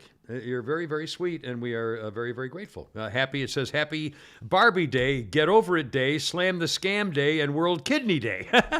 Thank you, Denise. In fact, we'll be mentioning our buxom little doll here in a few minutes. Yeah. Are you tired of arriving to surprises at your weekend cabin? You know, I hate surprises. My heart can't take it. I need to do something to the damn weekend cabin has got it. You have a mountain home you're having trouble maintaining? That's me. Call North Georgia Intendancy. We can manage your North Central Georgia vacation, weekend, or rental house so you can relax at yours. Visit us at ngaintendancy.com or call 770-595-6664. That's 770-595-6664 for NGA Intendancy. Excellent. Thank you again for our sponsors. Please patronize our sponsors. Because we tell them you heard it here. You heard it on the Kimmer Show podcast, and Pete Davis talking about him just a minute ago. A couple of quick TV. I want to ask you about your some sports stuff, and I want to talk about the Tiger Woods thing and the girl with the boobies in a second. Also, I got some tips on some things in the news. But first of all, the TV show was on last night. I mentioned it on Monday. It was coming up. I think I did anyway. Called Farmer Wants a Wife. Yeah. And it's the latest. Was a hot blonde on there? Well, there's kind of chunky. I haven't seen every minute of it, but I tape recorded and I was watching it last night a little bit this morning, and it's 4 farmers, one of them from Georgia, and they're looking for a wife, and so they have girls come in and they went on the internet and they picked girls said I'm attracted to that guy. The girls who were attracted to farmer 1 were in this group 2, 3, and 4, and then the farmer picked the 7 or 8 girls that he thought might be possible. So those 8 showed up for that guy, these 8 for this guy, stuff like that. And then they all, and it's the typical date where they sit on a bale of hay and talk about their lives and giggle and stuff and get to know each other. I mean, it's just, it's absolutely horrible. I hate watching people, try to date, and it's just, trying to get the first kill. It's horrible. And the women, most of the women, and I didn't, again, see it all, were big girls, stocky, husky girls. I mean, these were a lot of women. And there was one. Now, I haven't seen them all, but there was one, this hot little blonde with half blue hair. Did you see her? I like her, and she had a great personality. She got like a 10-year-old kid though too. They showed her picture of her daughter and stuff like that. Well, farms need kids to work too. You got to put them to work. Anyway, so and as it goes along, he has to decide of the girls which one he's going to keep first to go on the next date. And so they eventually, I guess, start weeding them out. Yeah. And I think there might be a subsequent of a girls farmers looking for a man to come and work their farm with them. I think that's someone mentioned it. Anyway, it's a pretty interesting show. I did see one segment, and I thought this is why I could not if I were 30 again or something. We couldn't even do it then. There was this one farmer standing there, and he's a good-looking guy with all wearing cowboy hats and boots and stuff, and jeans, sort of looking like cowboys. And so this one kind of hottie girl sees him, and she comes up and says, "Hello, cowboy," and she puts her arms around his neck, and I would say, "We have a winner. It's done, ladies and gentlemen. The rest of you can go home." I mean, I'm so easy. I mean, really, that would be it. If a girl comes, this beautiful girl comes and says, "Hi, cowboy," and just goes like this, say, "Oh my God, it's over." Anyway, it's cringe, almost cringeworthy to me. I hate watching those things because it's just embarrassing as hell. Did you hear, I listened to Cellini and Domino driving down here today, and they were talking about MILF Island. MILF Island. Did you hear what they did on that show? Well, I knew I saw a couple of them. They brought out a couple boxes. One was full of the son's underwear, and the other one was full of the mom's underwear, and the guys had to go through their mom's underwear and decide whose was who. Oh, no! Yeah, and the moms had to do it with the guys. Oh! Yeah. That's disgusting. I saw the one episode where the women were blindfolded and had to feel the bare chests of the boys to figure out who was their son. That's the end of Western civilization as we know it. Oh, yeah. God. Would you touch your mother's underwear? Come on. At that point. Well, first off, I wouldn't be part of it to begin with. Well, after I took it off, I always washed it. Yeah, okay. Let's think of this other. Remember everything you needed to know about sex, but were afraid to ask? Woody Allen. Little semen Lou hat Jacoby goes over and puts on the women's clothing, and they get strapped outside. Oh, I forgot. They're going over to meet the new son-in-law. or the daughter-in-law, Yeah, and he goes, "Can I use your amusing. bathroom?" And they go, Yeah. "Yeah." He goes upstairs and he goes into their room and puts on her clothes. That was. Now I did see something the other night when When I all my life when I studied when I was in college when I was at Arizona State or my master's in Michigan, whenever I was studying, I always had the TV on. I had it on. And I was studying my books and everything. I just always had the TV on, and I still do it. And when I'm getting ready for the podcast stuff, no matter all day and all night and all the morning, everything else, I have the TV on kind of in the background, and I had it on the History Channel last night, and all of a sudden I see this story, the History's Mysteries, the Ark of the Covenant. Yeah. And I thought we were mentioning the Ark of the Covenant or something not long ago, and I thought, I don't know as much as I probably ought to know about where is the damn thing, if it's still around, do they think it's still alive, and is there some new thing? So I taped it and I was watching it back, and I thought, holy cow, I had no idea. I didn't know that there's a significant group of British Jews who believe that the Ark of the Covenant is in Ireland. And that they have that hump land that's very sacred where they buried somebody, and they believe it's in Ireland. It makes more sense that it's in Ethiopia. Well, no, I'm going to talk about that. Now, I think it's in Jerusalem. I don't think they ever got it out when the Babylonians destroyed Jerusalem. I don't think. Well, I don't think either Babylonians took it or the Ethiopians took it. Well, I'm more inclined to think the Ethiopians took it when the Babylonians destroyed Jerusalem. Although they showed all these tunnels that someone discovered several years ago that are like 5 million hidden cavern tunnel things. The Templars. Yeah, I mean, who knows? But the other thing was about Ethiopia. I thought this was really, really strange. In Ethiopia, the Ethiopians believe that they have the actual Ark of the Covenant. And around the world, there are, 50,000 Ethiopian churches. Every single one of them around the world has to have an exact replica built of the Ark of the Covenant by the design given in the Bible of the dimensions. Every Ethiopian church in their inner sanctum has the Ark of the Covenant. They believe they have the real one in the part of Ethiopia that has a chapel guarded by what's called the guardian monk. He has to be a virgin. He has to be there for his entire life. He can never leave or retire. He does prayers constantly and lights incense in tribute to the Ark of the Covenant. He celebrates the Ark of the Covenant's life for the world, and he is not allowed to go farther than 10 feet from the chapel for his life. Oh, man. Anyway, I think it's in Jerusalem.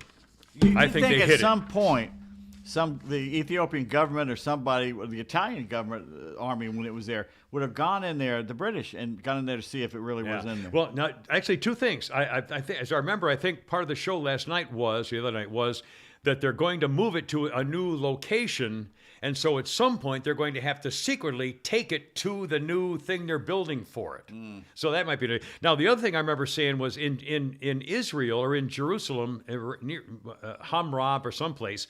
The site where a big section of people believe the Ark of the Covenant was hidden underground is now on top of that ground is a Muslim thing. The Al-Aqsa Mosque. Yeah, the right? mosque. Yeah, and so the Arabs are never going to allow the Jews to go in and dig for the Ark of the Covenant underneath their mosque. So and again, we don't even know whether it's still there. It could have been destroyed in the. I mean, who knows? Anyway, I wouldn't you? I mean, maybe you find out. Maybe what? How could we not know? I would think to me if that is that the most significant religious artifact in the world? Probably. Maybe now the Ark of the Covenant is the box that held the Ten Commandments. Right. But what about the chalice of the Last Supper? That was also called the Ark of the Covenant. The Holy Grail. The Holy Grail. The thing what we call the Holy Grail. Either the Holy Grail, which they say if you take a sip out, you live forever. The Holy Grail or the Ark of the Covenant have got to be the two biggest. You've been watching too many Raiders of the Lost Ark. I guess so. But again, they're making a new one? I know. Is there a bigger Muslim artifact? Let me think. Well, or what other? I don't know. Buddhism? Is there a Buddhist artifact of? I don't have no they're idea. not big on possession and stuff like that. The Muslims, I don't know if they have Anyway, something. whatever. It would seem maybe to me one of the first Korans. that or would be a something, yeah. huge thing to go. Just very quickly. I thought the Georgia House of Representatives has passed a bill to get rid of prosecutors who do a crappy job. And so Fulton County prosecutor Fannie Willis said, that's not fair. They're doing it for me. They're just trying to come and get me because I didn't want to go with the police officers because I'm a scared catty kid, coward girl, and I'm a chicken liver, and I don't want to take on the police officer people, so they're targeting me. It's not fair. It's not fair, and I'm ever so mad, and I just don't like it. Prosecutors who get out of line and don't follow the legislative law will be ousted, ladies and gentlemen, if Georgia gets it. Well, who's going to decide that? That's the problem. Yeah, it's not And going she'll to just make get any reelected. difference. All right, here we go. Pete Davis. President? Bigfoot?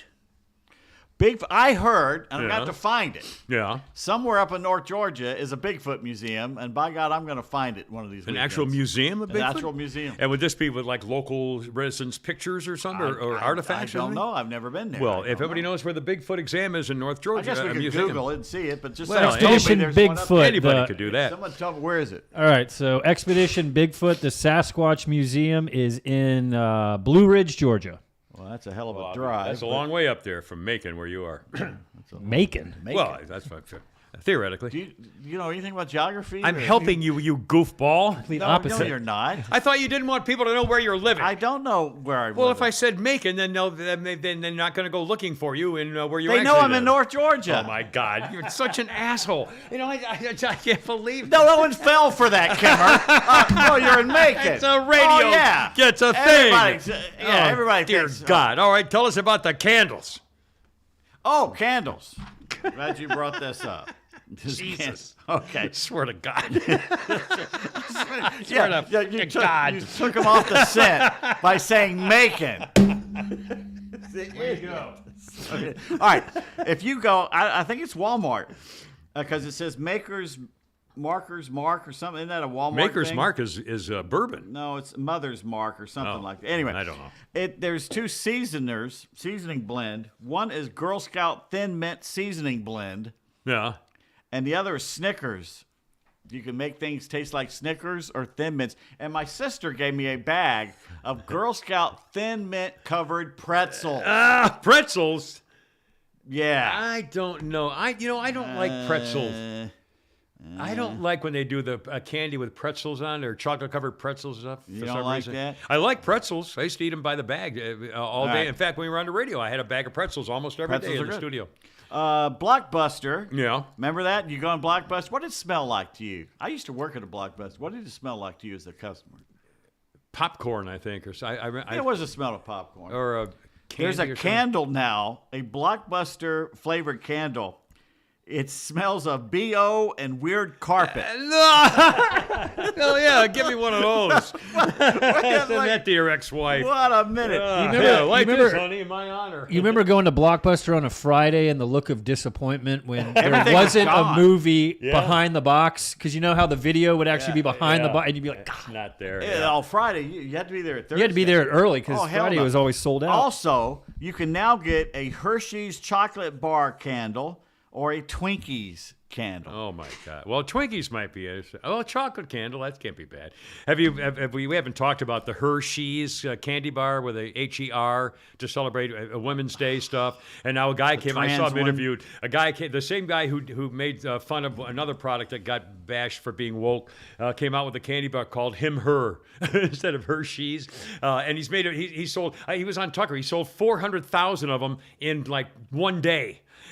As a joke, and they're good. Real chocolate candy bars when they're called him, her. Him, he, him, or something. Very funny. That's the way it should be.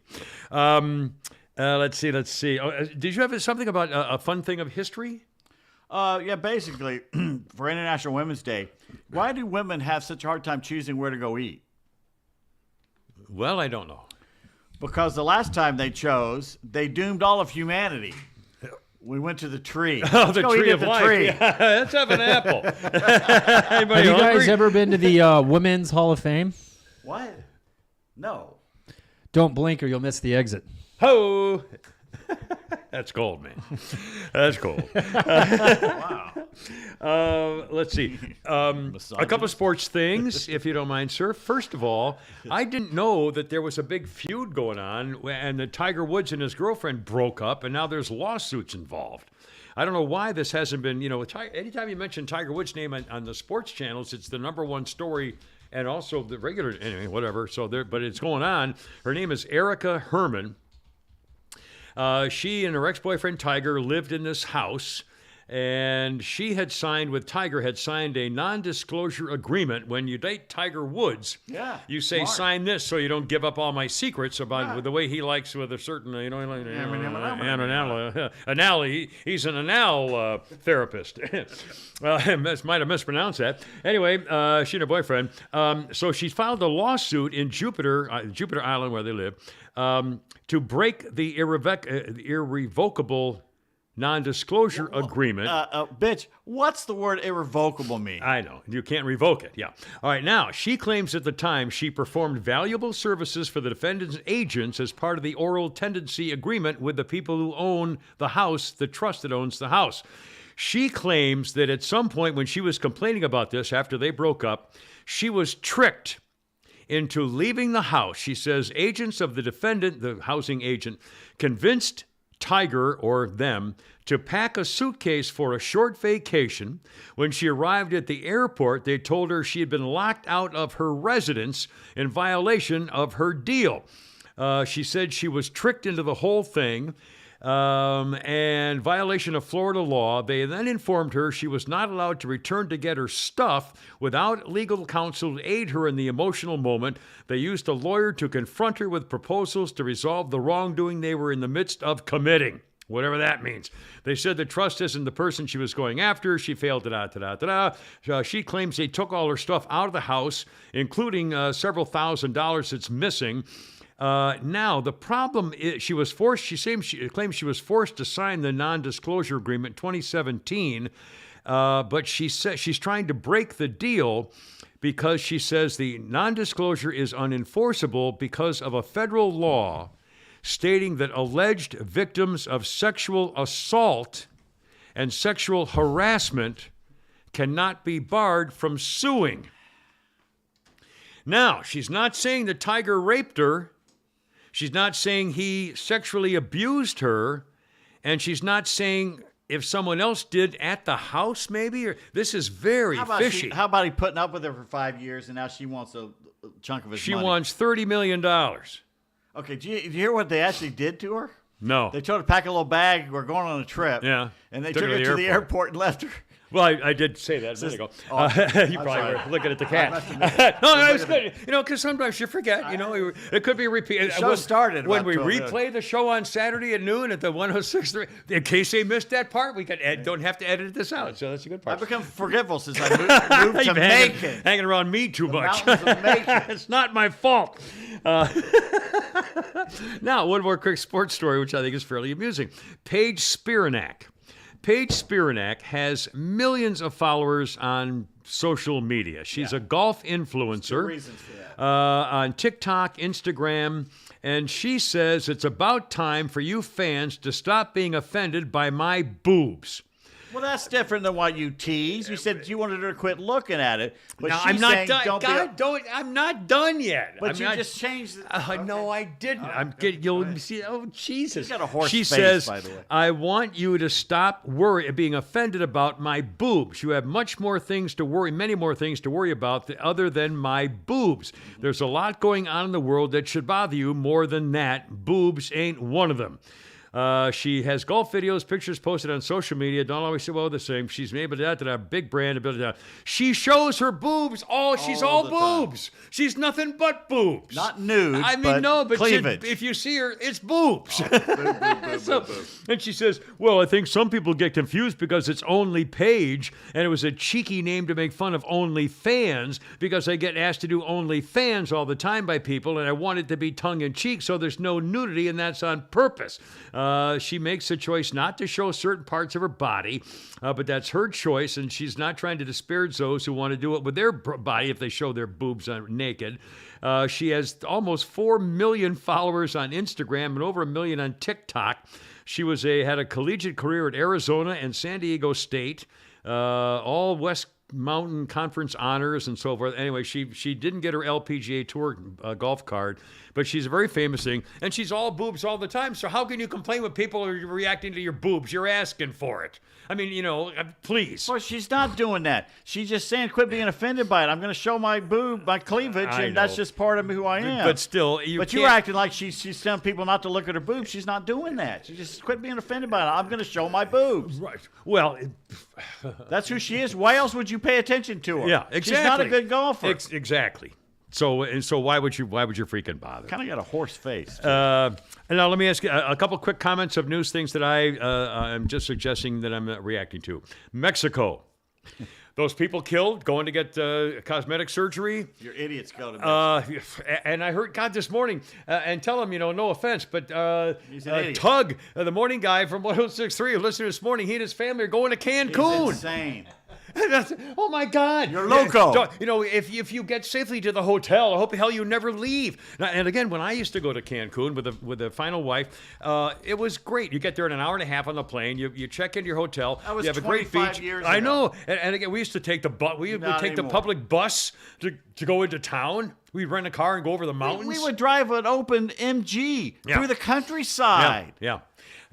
I know. And now they're telling even Acapulco saying don't go to Acapulco. It's too dangerous. They'll freaking kidnap you. That's where the cliffs of Cayuga 222 restaurant.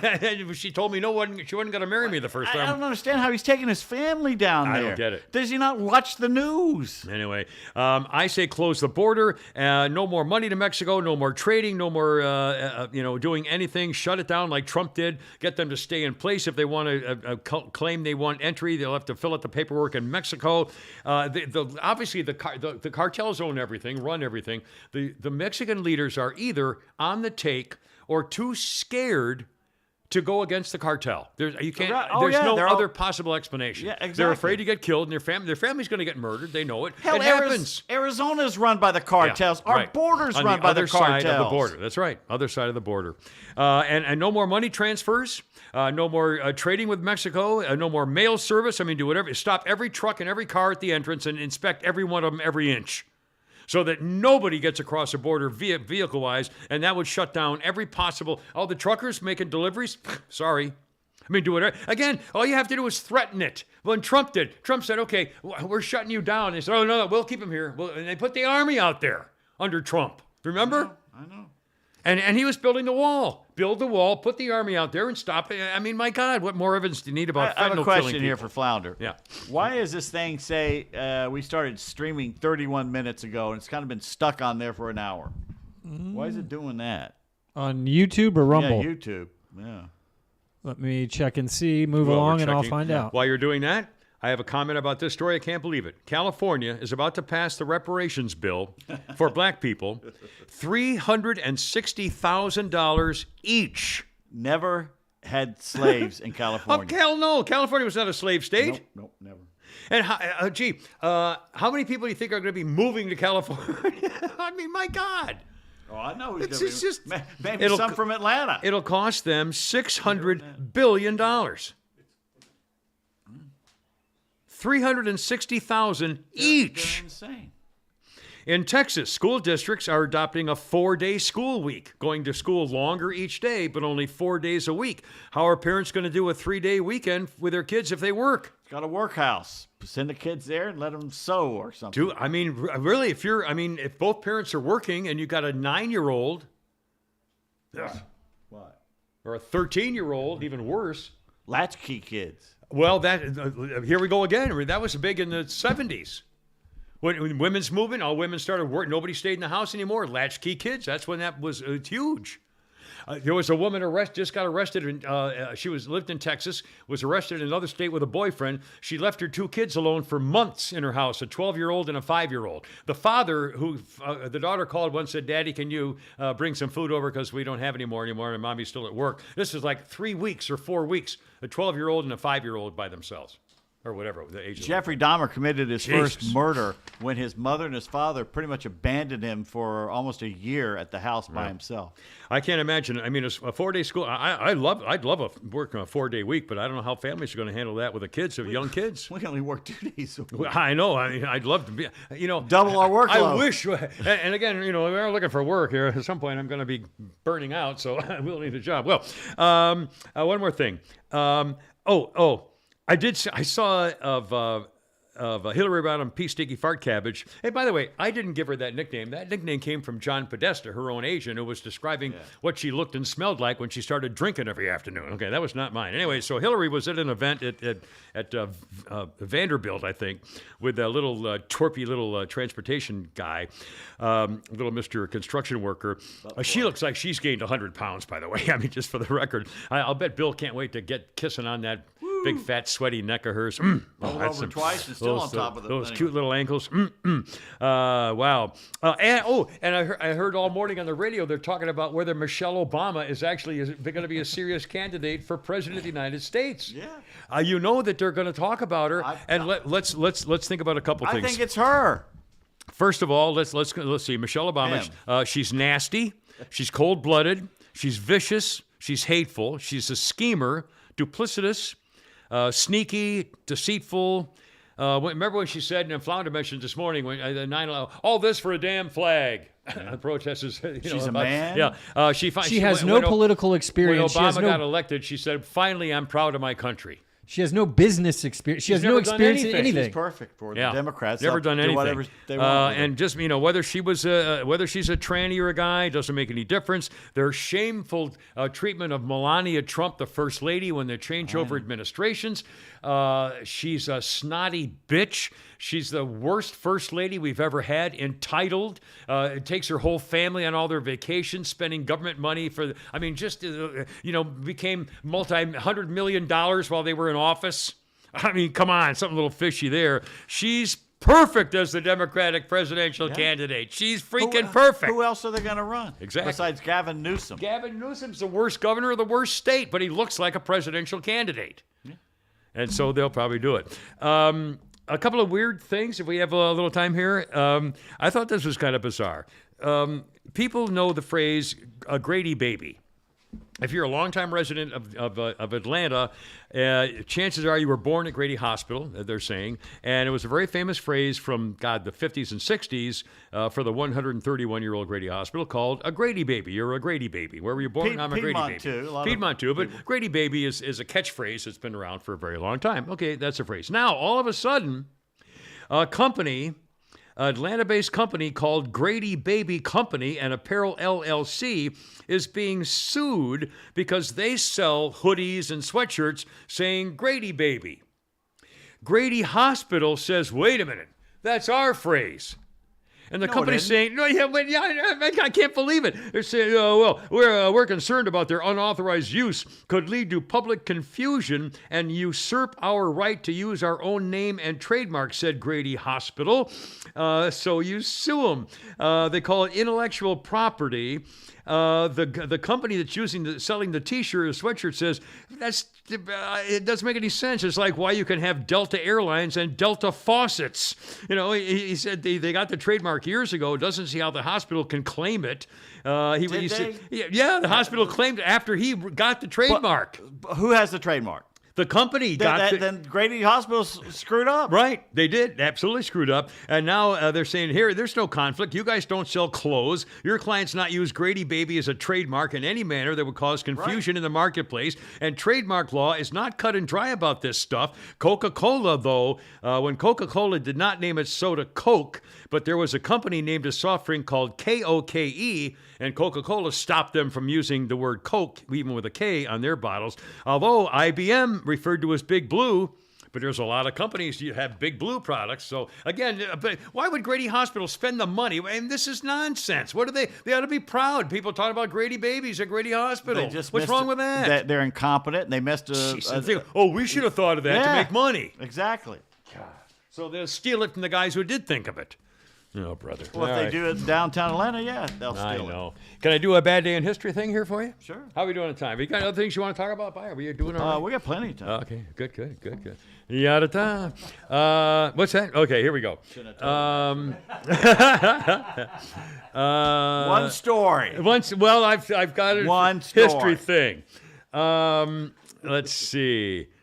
Oh, well, this is kind of a historical thing, which is important. Is it on this date? Because It's sometimes on you this don't date. even do the date. It's on this date. All right. The abject humiliation that struck most Japanese people August 15th, 1945. The thin voice of their emperor, never before broadcast in public, enjoined them to, quote, endure the unendurable and bear the unbearable in the wake of agonizing defeat. Didn't hit a guy named Hiro Onada right away in 1945. The loyal soldier, unaware of Japan's unconditional surrender in World War II, continued to wage guerrilla warfare in the Philippines for almost 3 decades before that horrible day of reckoning finally arrived in March 9th, 1974. I remember when they found that guy. I remember very well. His former commanding officer showed up in the jungle to assure this soldier from Japan the war was really over. Onada wrote a book where he said, suddenly everything went black. The book was called No Surrender. A storm raged inside me. I felt like a fool for having been so tense and cautious on the way here to meet the commander. Worse than that, what had I been doing all these years? Yeah. 32 or whatever it was. He 3 came years. back to his family. They were all happy to see him. He was kind of like a hero when he came back. But he was living off the land and stealing food, and I don't know whether he killed anybody. I don't know whether he was still. I think he was just living stuff and hiding, and all. Now here we go. This is a famous affair which I thought might be interesting from our history note concerning Elizabeth Taylor and her famous future 5th and 6th husband, Richard Burton. They had a sizzling affair on the filming set in Rome for the epic film Cleopatra. And it was enough to fry the egg on her 4th husband, Eddie Fisher, who was still married to her. He discovered her infidelity with Elizabeth Taylor and Richard Burton when he made an unannounced visit to the movie set in 1962. He said, it wouldn't have mattered if I had sent them an engraved announcement saying I'm going to be here at a specific time. They couldn't keep their eyes off each other, not to mention their hands. It was a humiliating betrayal, not unlike the one Eddie Fisher's former wife, Debbie Reynolds, felt when Eddie Fisher left her for Elizabeth Taylor. They were best friends, all of them. Yeah. This was a scandal. Karma. This was very, very scandalous in the early 60s. He almost left to maintain some a secret source of dignity, pretending he didn't know about the torrid affair. But finally, Luella Parsons said, oh, it's true. Elizabeth Taylor's fallen madly in love with Richard Burton. The end of the road for Liz and Eddie Fisher. He was hospitalized after overdosing on amphetamines. He made one more public plea to take away Burton's love with his wife. The only romance between Elizabeth Taylor and Richard Burton is Mark Antony and Cleopatra. And I might say it's a damn good one. He took a call from Elizabeth Taylor in Rome. She still denied it, but he says, you can ask a woman to do something, and she doesn't always go for it. But that, again, the horrible story of Elizabeth Taylor and Eddie Fisher, and he got what he deserved because he did the same thing to her. A couple of birthdays. Anchor Charles Gibson, still alive at 80. He was an Atlanta guy, wasn't he? Wasn't he on Channel 2? Or who am I thinking of? I'm thinking it's the other guy. Mickey Gilley, the country singer. He's still alive? Low play, 87. Okay. So they say, Emmanuel Lewis. So what you talking about, Lewis? I don't know. He was in Webster. He's 52 today. Trish Van Devere. I think she was married to George C. Scott. She was a handsome woman. Oh, no. Oh, you didn't She like looked her? like a truck driver to me. Oh, I remember seeing talk her. like She had that this. kind of reddish, She blonde, was a sandy male blonde. version of him, I thought. Well, maybe I'm thinking of somebody else. She's 82. A female version of him. Shad Moss is 36, otherwise known as Bow Wow. In case you know that. I don't know. If it's isn't it Black Month or something? We throw one to That the was brothers. last month. We don't have to do it anymore. If you know a black guy, tell him Bow Wow's had a freaking birthday. He's a freaking 36. Brittany Snow. Do you know who that is? She's 37. No. She's a blonde actress. She was Chloe in Pitch Perfect, but she was in the TV series American Dreams. I really liked that series. It was about girls going to the American Bandstand with Dick Clark, and they danced on American Bandstand. Her brother was a Marine going to Vietnam. Isn't this supposed to be a list of celebrities? Well, I'm just saying, and I think I mentioned it because I used to love the theme song to that TV show, American Dreams. No, it wasn't that. That was a Bandstand theme song. A good song. Brian Bosworth. 58. The Boz. Bo knows Brian Bosworth. Wasn't it Bo Jackson who ran over him in the end zone? And now Boz is what, the sheriff in the Dr. Pepper commercials, isn't he? Yeah. Cato Kalin's birthday, 64. Jeez. Heard the shoe drop behind OJ's place. Yeah. Cato America's Kalin. guest. Yeah, America's guest. That's in fact, Danny McLefty and I started calling ourselves America's guest. We show up free at every golf course it'll have us. Mark Lindsay, the Paul Revere and the Raiders, 81 years old today. Yeah. Another music thing here. I don't know if you remember this, but in 2012, the Four Preps, you may not remember that group. The Four Preps were a top rock and roll band. They sang 26 Miles to Catalina kind of thing, down by the station, in the morning. Well, the Four Preps were a very famous group in the 50s, early 60s.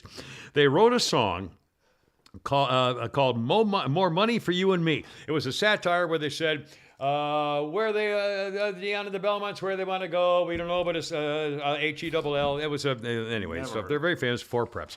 Well, in 1964, Capitol Records released a song they did called Letter to the Beatles. In it, none of their funny satire songs, they complain about a boy who lost his girlfriend to the Fab Four. On the first day they released it, the record hit number 85 on the charts already. Looked like a big hit, but somebody noticed, wait a minute, you used a couple of bars from I Want to Hold Your Hand, so the lawyer said, yank it, and they had to yank it. So there you go. It's a Beatles memento history with the Four Preps. For those of a certain age. You made that up. I made it all up. No, I didn't.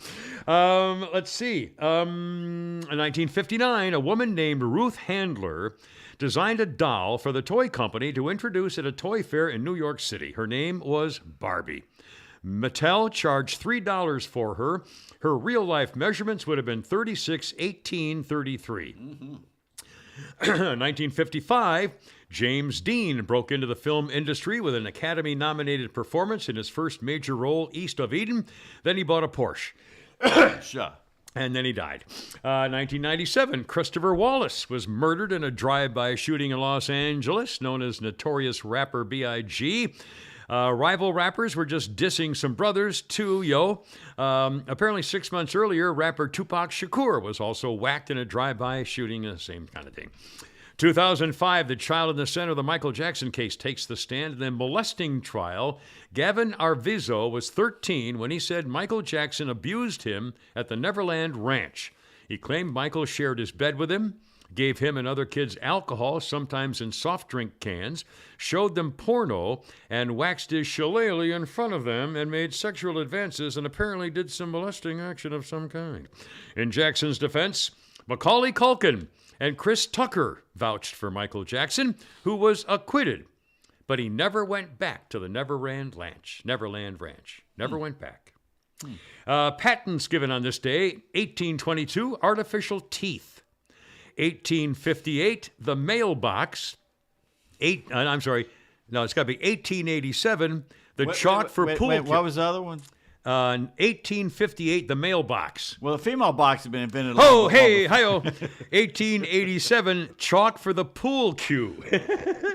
And one more, 1930. What'd they do beforehand? I don't spit on it. I don't know. Stuck in their cry. I don't know. I can't imagine. Rub it on the floor? Rub it on the floor. 1832, a gang lead lawyer ran for political office in Illinois for the first time and lost. Then he lost 4 more times trying to become a Congress or senator. Eventually, a little girl said you'd look better with a beard, so he grew it, and Honest Abe eventually became president. Yes, sir. There you are. Anyway, can I do a quick Dear Abby here? Sure. This shows you what kind of people are out there. Dear Abby, I left my boyfriend. In San Francisco. He said he loved me, but I felt like a third wheel in our relationship. He had a female friend he was constantly borrowing money from, even though we both work. He also gave her relationship advice. They would bicker back and forth like 2-year-olds, and when we went places, they made me ride in the back while they were having a conversation I was never part of. Oh, boy. He also cut me off every time I talked. When I asked him why, he said I talked about dumb things. Was I wrong for walking away? Yeah, you should have run. No, you weren't. Run away. Read your letter. Idiot. For all the reasons you mentioned, you're better off without him. My God, to sum up the late Princess Diana, there were 3 of you in the relationship. Yeah. Oh my God. But there are people imagine the self-esteem. Well, you got to, they're self-delusional because they want it to work and they're just trying. I mean, we've all done that. We've all been in relationships and you look back and you trust go, me. why did I put up with that? You know? I asked her to marry me. She said no the first time. I'm telling you. In Acapulco. Sorry. You ever heard of Topol? Oh, yeah, Topol, the famous actor, the We Are the Russian Dancers, We Are the Russian Dancers. Topol. Yeah. If I were a rich man. Really, that guy. That's from the Russian, yeah. Also, in Flash Gordon. He was in Flash I Gordon. don't know Flash Gordon. I know of Flash. I've never actually watched He Flash. died. Topol died? Chaim He's got to be up there. Topol, Israeli actor, was 87. That is one of my favorite movies. There's I a was a scene, rich man. and everyone thinks about the music. Yeah. But the scene where, and of course, Paul Michael Glaser was the revolutionary, set in Russia. Oh, From I don't Starsky remember and that. Hutch. Yeah, right. And he gets caught and Famous sent to producer Siberia. now. Producer, Hollywood. Yeah, and sent to Siberia. The girl's in love with him. His daughter's in love with him, Topol's daughter. Yeah. And he takes her to the train station to go to I Siberia don't to think be I know with the him. scene. And that scene where he's saying goodbye to his daughter that he's never going to see again, and he knows he will never see her again because they're about to come to America. Huh. The whole village is going to pick up because the Cossacks were coming through. They're going to come to America, Yeah. and he knows he's never going to see her again. That is one of the most sad and amazing scenes I don't in film remember. history. Was it where just he puts her on that train? Was he singing it or was this? Well, there may have been a talking? song or something around it, but the scene where she gets on that train, Yeah. and he knows later. Yeah, that's exactly how it Adios, went. little baby. Catch me on a rebound. Yeah, that's it. You guys are just so. Anyway, all right. Okay, here we go. Did you hear about the woman who died during turbulence up in New England? Yes. You know who she was? No. There are 330 million people in America. Yeah. The FAA claims nobody has died in the last 25 years from turbulence except this woman. She worked in the Clinton administration as a lawyer. She was a lawyer for the Clintons. Oh, another Clinton victim? The odds of one person that worked in the Clinton administration being killed in this way,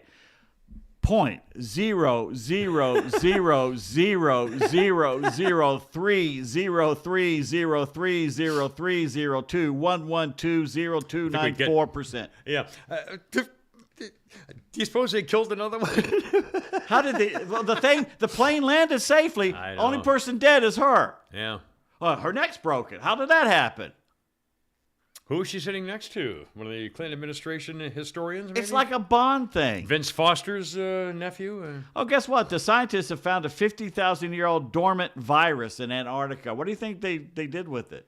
50,000-year-old dormant virus. Well, let's bring it back to life and put it in the lab and see if we can make some more things out of it. They're bringing it what, back What could to go life. wrong? And of course, they're saying, no, there's no gain of function here. No. Bullshit. Yeah, let's put it into a saber-toothed tiger and see what that... They're trying to weaponize it. Jesus. They're going to weaponize it. Oh, no, we're going to find like a a cure. mastodon, a couple of would be fun to do with. Okay. And every partnership, Kimber, according to Tom, there is one person who stacks the dishwasher like a Scandinavian architect.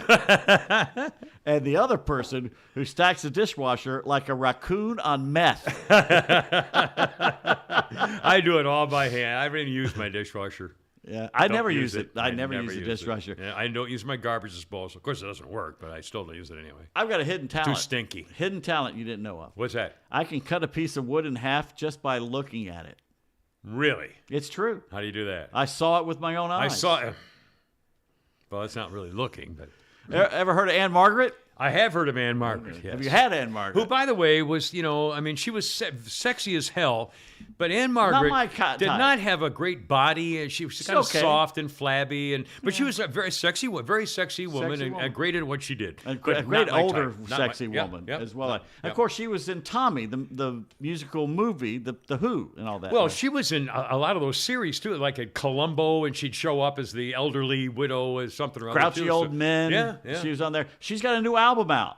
It's called Anne Margaret does? Born to Be Wild, and she's got a lot of Singing? people on there. She's singing some old tunes, and one of the tunes is a song that she has Pete Townsend on there with her.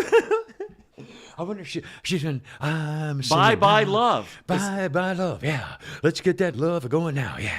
Well, Well, What if that kind of she singing? sung in the Elvis movie, Yeah. Viva Well, Las Vegas. She's got to be 90. Viva Las Vegas. She's got to be 90 years old. How's old Aunt Margaret? Look, staff. I mean, how good is her vocal cord thing? I don't know.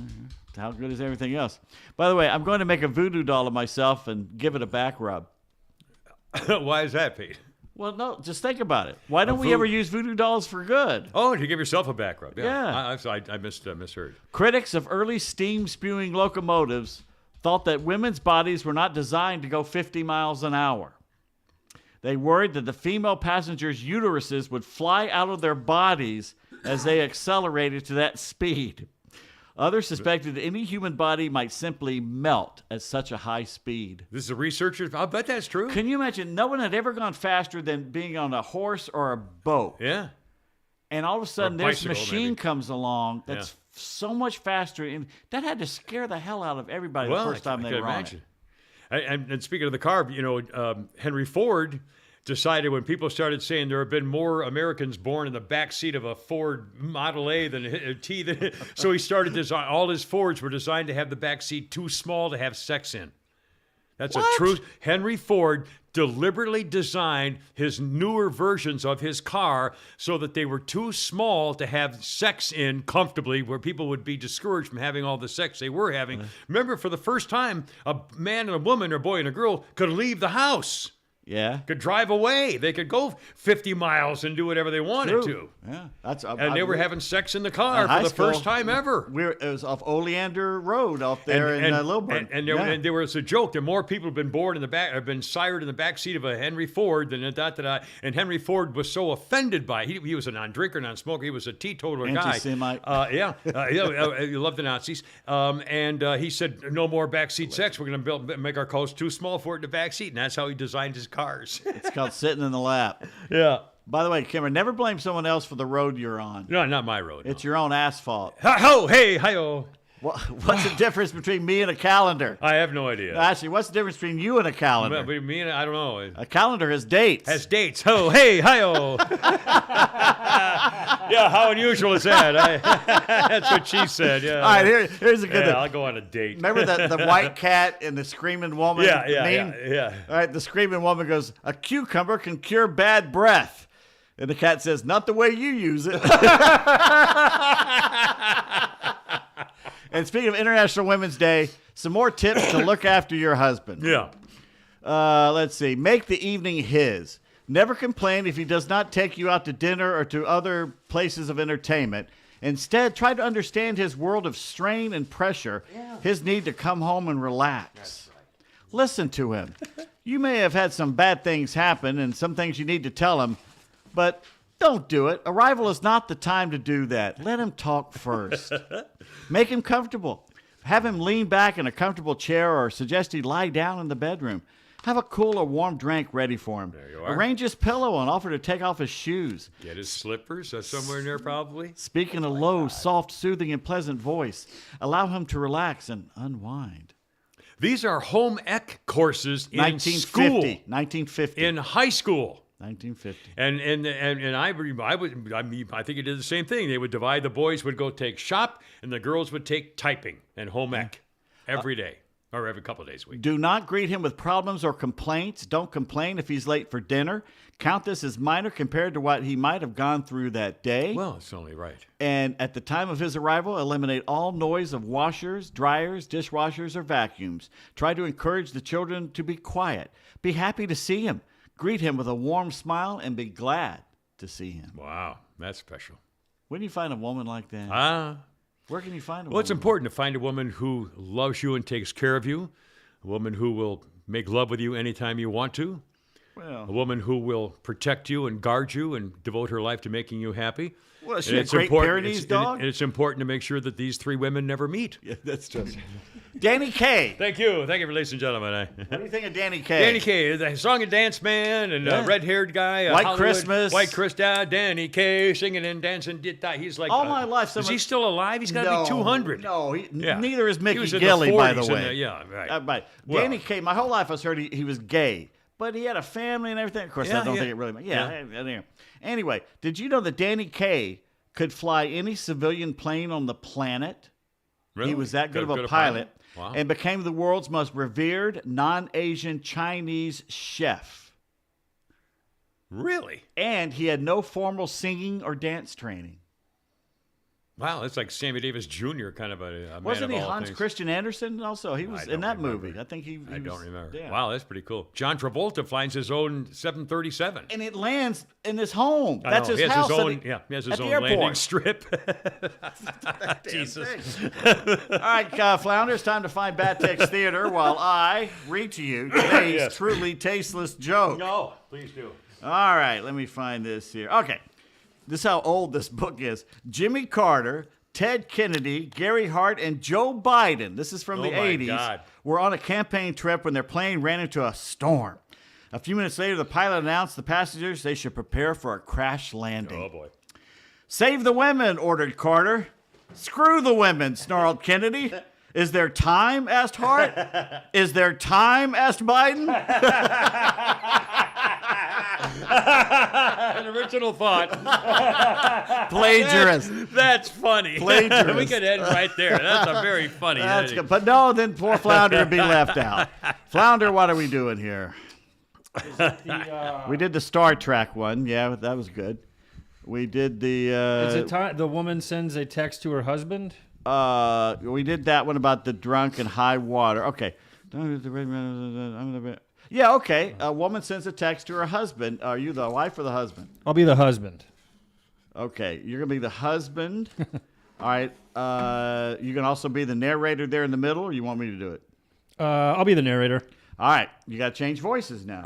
All right. I'm the wife. I'll start off. And cue it. Honey, don't forget to buy bread when you come home from work and your girlfriend Valerie greets you. Who is Valerie? Nobody. I just wanted you to answer, to have confirmation that you saw my text. But I'm with Valerie right now. I thought you saw me. What? Where are you? Near the bakery. Wait, I'm coming right now. After 5 minutes, his wife sends a message. I'm at the bakery. Where are you? I'm at work. Now that you're at the bakery, will you buy the bread? Okay, maybe that's too Who's much. this Valerie? All right, let's do the next one. That's That might it. have been a little. Man and other man. Which I one got are two you? men here. All right, see. I'll be other man. Better. As I grow older, I regret all the people I've lost over the years. Maybe being a trail guide wasn't the best job for you. Okay, that's fine. Sometimes the little simple ones are the best. All right, boys, weekend thoughts, plans? It is a weekend. And daylight saving time, don't forget. And by Is the way, that Monday or Saturday? Saturday night. And I sent my kids a message. I'm the first one to send them a message to remind them. And I sent them I said, don't forget to set your clocks back. It's actually you go forward. Oh, yeah. So make it lighter later. Wait. It's spring back. Well, if it gets dark at 5 o'clock, now it's going to get dark at 6 o'clock. But So why you do put them forward. On the other hand, you should say, if you want to spring back to life, if you've had a terrible winter, spring back to life. That's how I always say to spring back and then put it back. But you're supposed to go forward. Either way. right. Do it either way is fine. In Smyrna, it can go either way. This year, it's an either or. By the way, 2 states, Hawaii and Arizona, don't do anything. I thought Indiana didn't too. Indiana does half part and half part. And by the way, Congress is voting on a bill to make it I permanent. like it. Yeah. See, I'm one of the few people who actually like the change. Well, it was done for farmers and It people makes- at school bus stops in you the pay morning. attention to the seasons Yeah, more, I think. I know. Yeah. Everybody but me hates. I love I love the change. Time. Yeah. All right. Well, anyway, Flounder, whatever. Maybe we'll go see what's going on. If it hits some balls. If it's Yeah, that or, possible. I mean, hopefully next week we'll be able to actually play around. So. Wow, that'd be fun. All right, boys, and God bless you all. Thank you so much for helping us out. Oorah, I got to go. You're killing me.